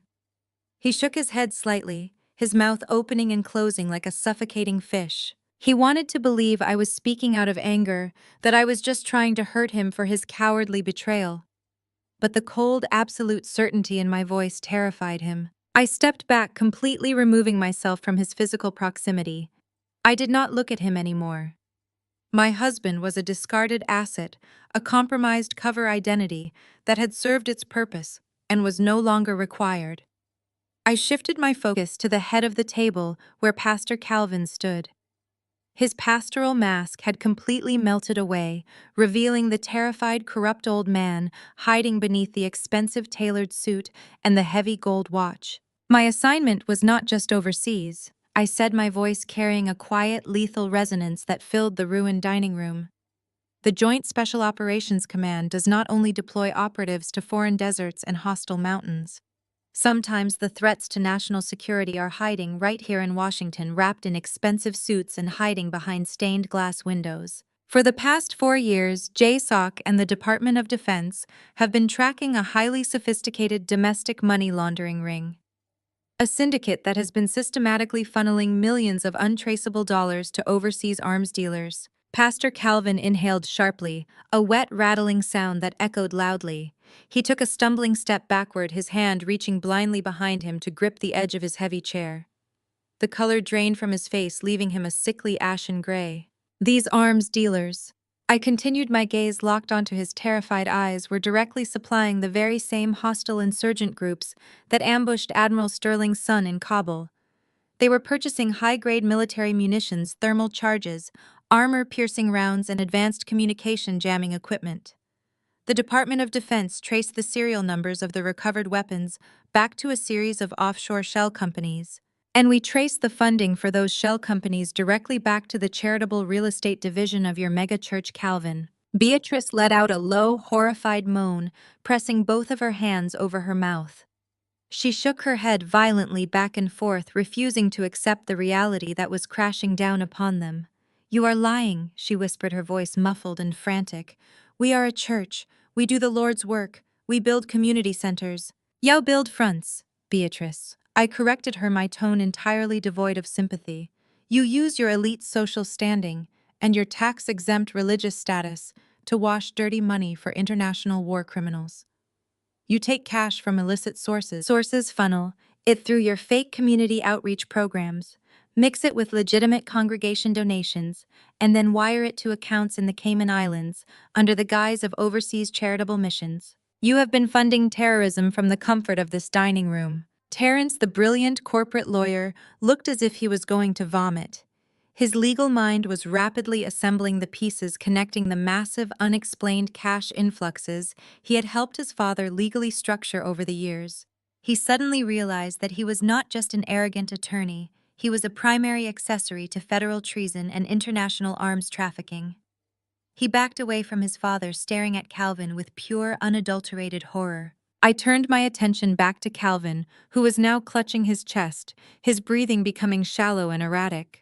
"When the intelligence agencies identified your church as the primary financial node for the laundering operation," I explained, maintaining my clinical objective tone, "they realized they needed an operative inside the family structure. They needed someone who could bypass your heavy security, someone who could access your private home network and your locked office without raising suspicion. They needed a deep cover asset." Derek let out a choked, agonizing sob from the floor. He slowly pushed himself up into a sitting position, staring at me with a look of complete and utter devastation. "You think you chose me, Derek?" I asked, finally looking down at the broken man who thought he was my husband. "You think you defied your mother's wishes and married an unpedigreed woman out of pure romantic love?" I allowed a cold, hard smile to touch my lips. "The intelligence community profiled your entire family, Derek. We analyzed your psychological vulnerabilities. We knew you were the weakest link. We knew you were a man desperately searching for an identity outside of your mother's crushing expectations, but completely lacking the spine to actually rebel. We knew you wanted a woman who was quiet, unassuming, and fiercely independent, so you would not have to put any actual effort into the relationship. I was placed in your path deliberately. Every date, every conversation, every shared interest was a carefully constructed operational parameter designed to make you fall in love with me and bring me into this house." Derek buried his face in his hands, weeping openly, loudly, his entire body shaking with the force of his realization. His entire marriage, his entire adult life, was a sanctioned military operation. He had brought the executioner right through the front doors of his family's fortress. And my cover story. I continued, sweeping my gaze across the paralyzed faces of my in-laws. "It was meticulously crafted to exploit your exact psychological flaws. We knew Beatrice and Chloe were violently classist. We knew they judged human worth entirely by designer labels and Ivy League degrees. So we made me a low-ranking administrative logistics clerk. We knew that if I played the part of a poor, uneducated civilian pushing papers for a government paycheck, you would instantly dismiss me. You would view me as an embarrassment, a quiet, submissive target for your microaggressions." I stepped closer to Beatrice, who was now shaking uncontrollably. "Your arrogance was my greatest tactical advantage, Beatrice," I said, my voice dropping into a deadly whisper.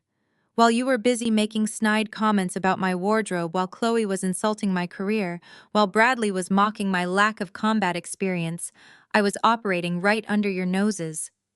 Every time you hosted a lavish dinner party and demanded I stay out of the way in the kitchen, I was slipping ghost drives into the servers in Calvin's home office. Every time you excluded me from family photos, I was photographing your private financial ledgers.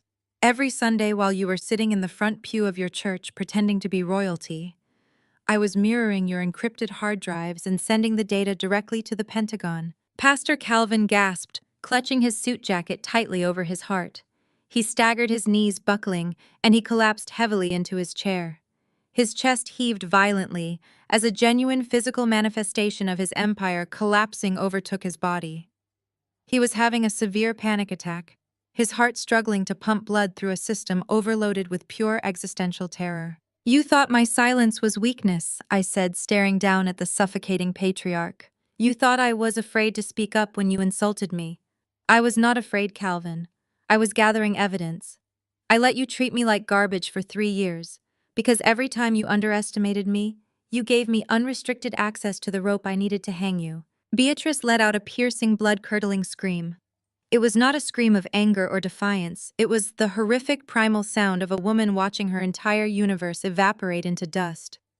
She realized in that exact moment that everything she valued, her mansion, her wealth, her country club friends, her spotless reputation in the Washington social scene was entirely gone. She was going to spend the rest of her life in a federal penitentiary. The elite dynasty she had sacrificed her soul to build was completely destroyed. She lunged forward, grabbing the edge of the table, screaming incoherently, her perfectly styled hair falling wildly around her face. "You ruined us!" she shrieked, her voice tearing at her vocal cords. "You came into our home and you ruined us." "I did not ruin you, Beatrice," I replied, my posture remaining absolutely rigid. "You ruined yourselves the moment you decided to fund the murder of American soldiers, to pay for your luxury cars and your diamond necklaces. I just turned on the lights." The dining room was a portrait of absolute devastation. Bradley was still crying on the floor, his arm rendered useless, his military career ending in federal prison. Terrence and Chloe were standing against the wall, clinging to each other, completely ruined by debt and imminent criminal charges. Derek was curled into a ball, surrounded by broken glass, mourning a marriage that never existed. Pastor Calvin was clutching his chest, fighting for air as his legacy burned to the ground. And Beatrice was screaming hysterically, unable to process the absolute totality of her defeat. Admiral Sterling stepped forward, his polished shoes crunching over the shards of broken crystal. He did not look at the crying family. He looked only at me. The deep, profound respect in his eyes was absolute. He had watched me systematically dismantle a domestic terrorist cell using nothing but patience, tactical discipline, and the enemy's own blinding arrogance against them. He nodded his head slowly, a silent acknowledgement of a mission flawlessly executed. The realization hit the family like a physical tidal wave. Simone had not just ruined their dinner party by exposing a pawnshop ticket and a fake war story. She had dismantled their entire criminal empire from the inside out. They had invited a highly trained apex predator into their home, handed her the keys to their deepest secrets, and spent 3 years insulting her while she quietly and methodically prepared to destroy them. I stood in the center of the shattered dining room, watching the consequences of their actions finally arrive to collect the debt. The air was thick with their panic, their tears, and their total absolute ruin. They had thought I was nothing but an invisible administrative clerk.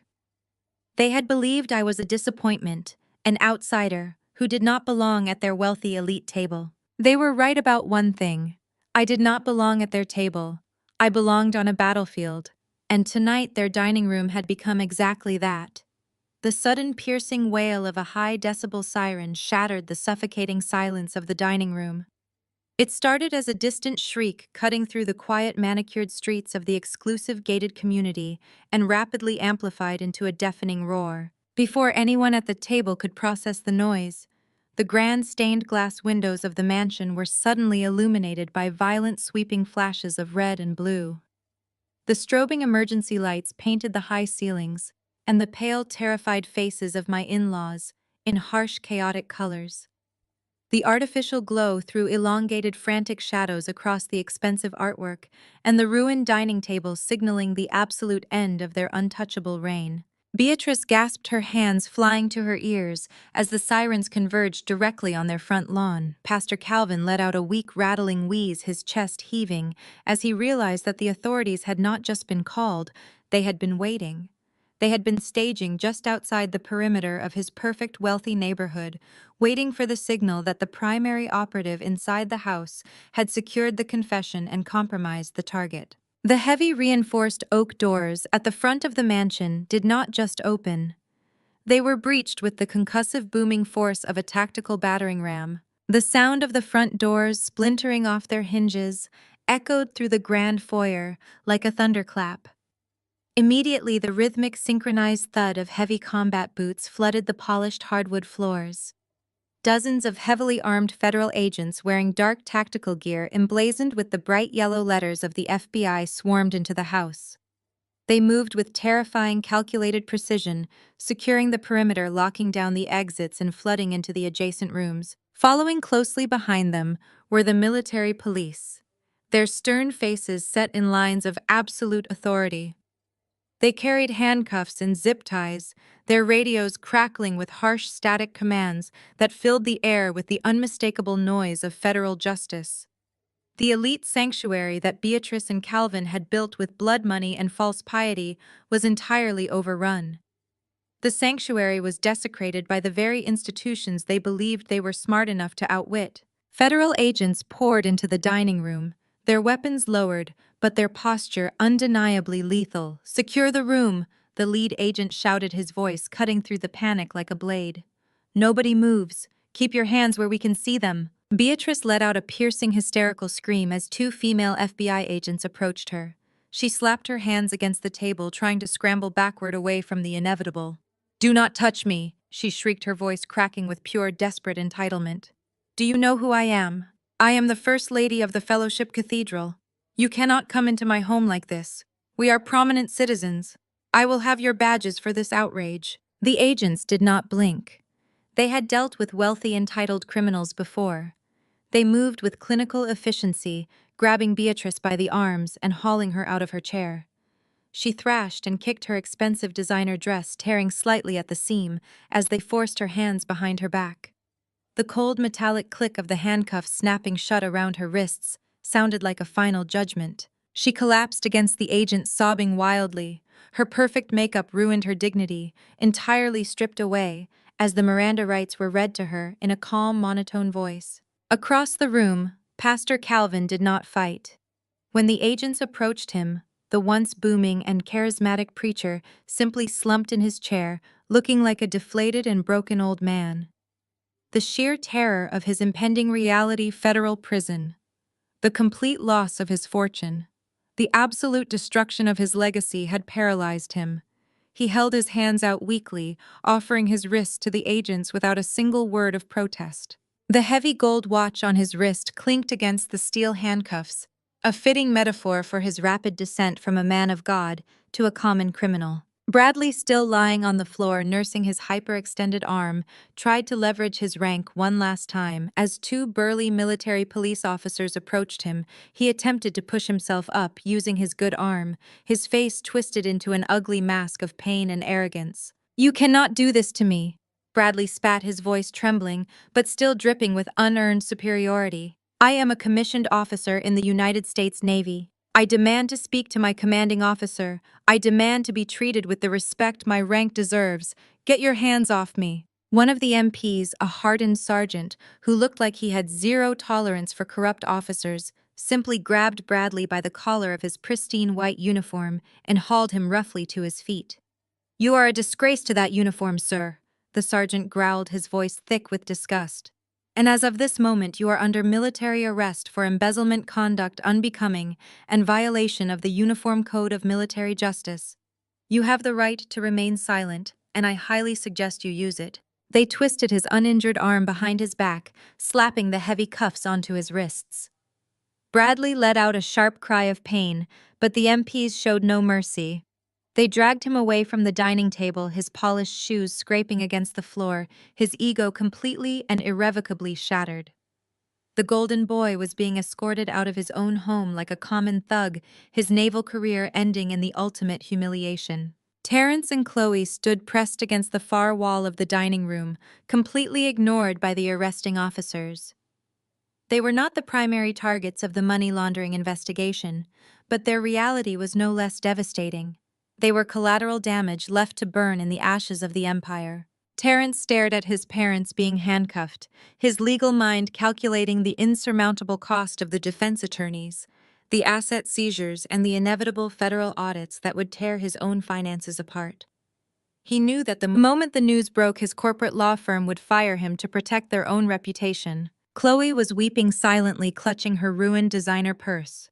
She had married into this family for the wealth and the status, and now she was left with nothing but a pawnshop ticket, $40,000 of secret credit card debt, and a husband who was staring at her with pure, unadulterated hatred.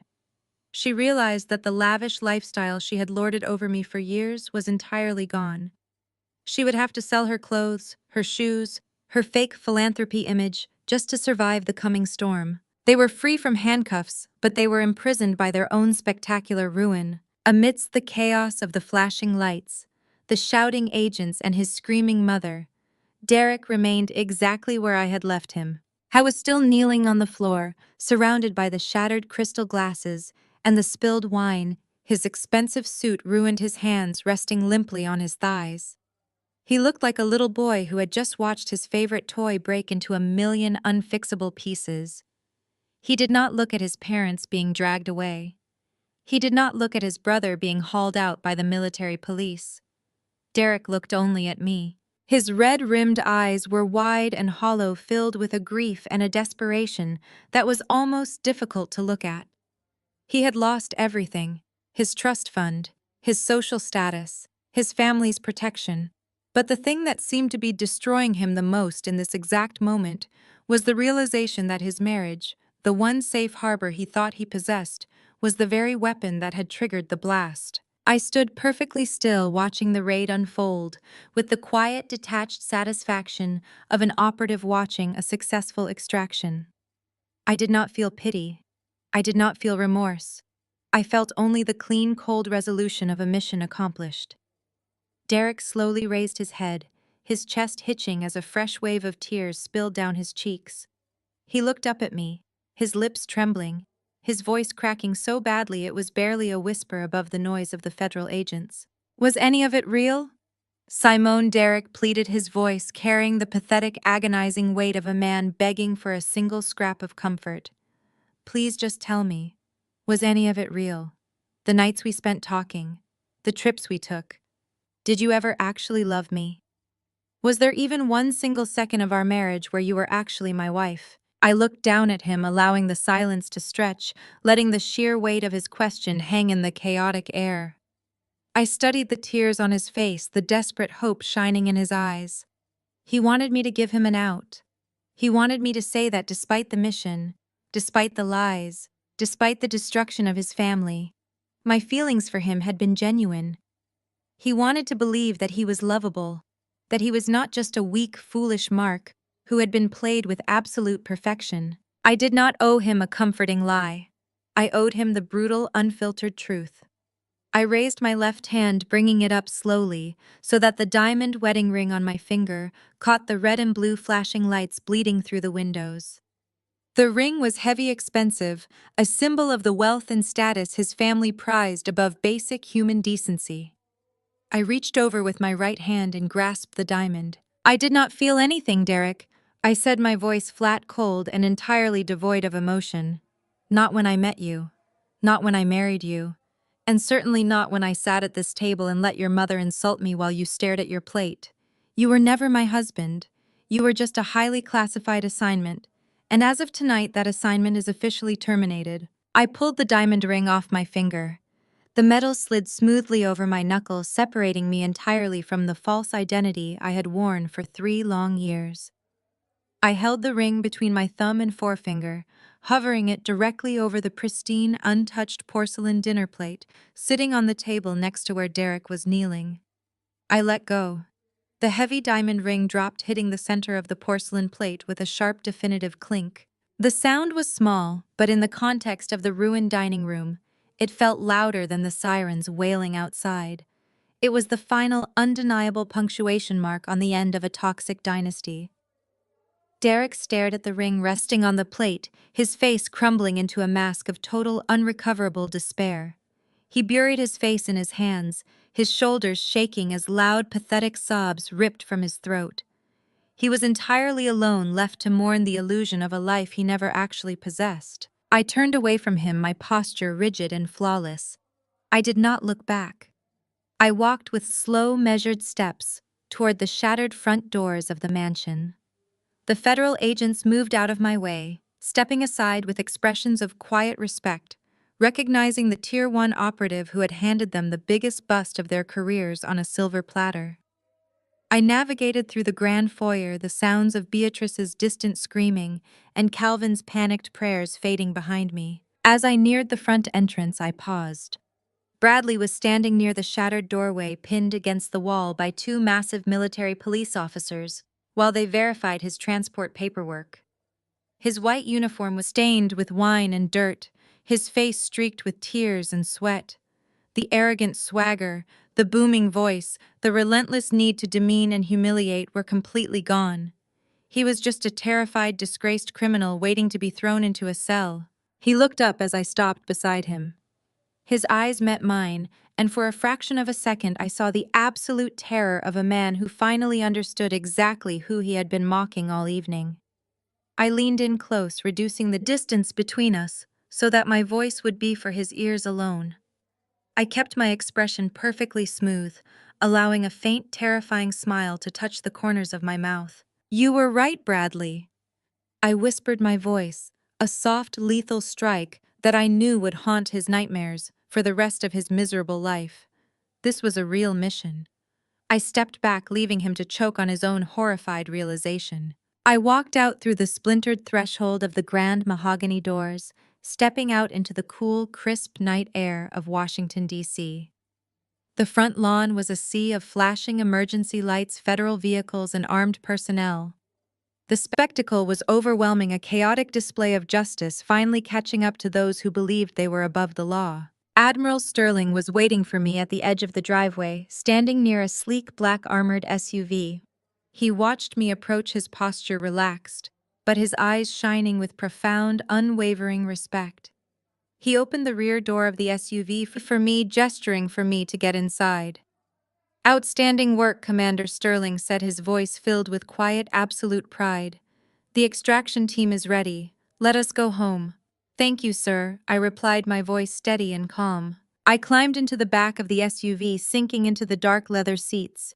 The heavy armored door slammed shut, sealing me inside a secure, quiet bubble.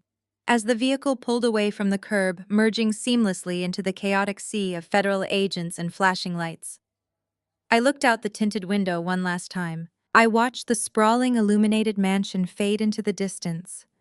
I watched the burning wreckage of a toxic, corrupt dynasty collapse under the weight of its own blinding arrogance. I had walked into their home as a silent, invisible clerk, and I was driving away as the architect of their total destruction. I leaned my head back against the seat, closing my eyes as the sirens faded into the night, finally allowing myself to breathe. The mission was accomplished. The target was neutralized, and Valkyrie was finally going home. The greatest lesson from Simone's journey is that true strength never has to announce itself. Her toxic in-laws and arrogant brother-in-law spent their time boasting and belittling others, hiding their dark secrets behind a fragile facade of elite social status. Arrogance is a dangerous blinder. It makes people underestimate those around them based on superficial labels and fake prestige. The family's spectacular downfall wasn't just caused by Simone's tactical brilliance, but by their own blinding ego. Ultimately, treating others with disrespect will always backfire, proving that the quietest person in the room might just be the one holding all the cards. Hit the like button and share your story in the comments below if you have ever silently proven your worth to people who deeply underestimated you.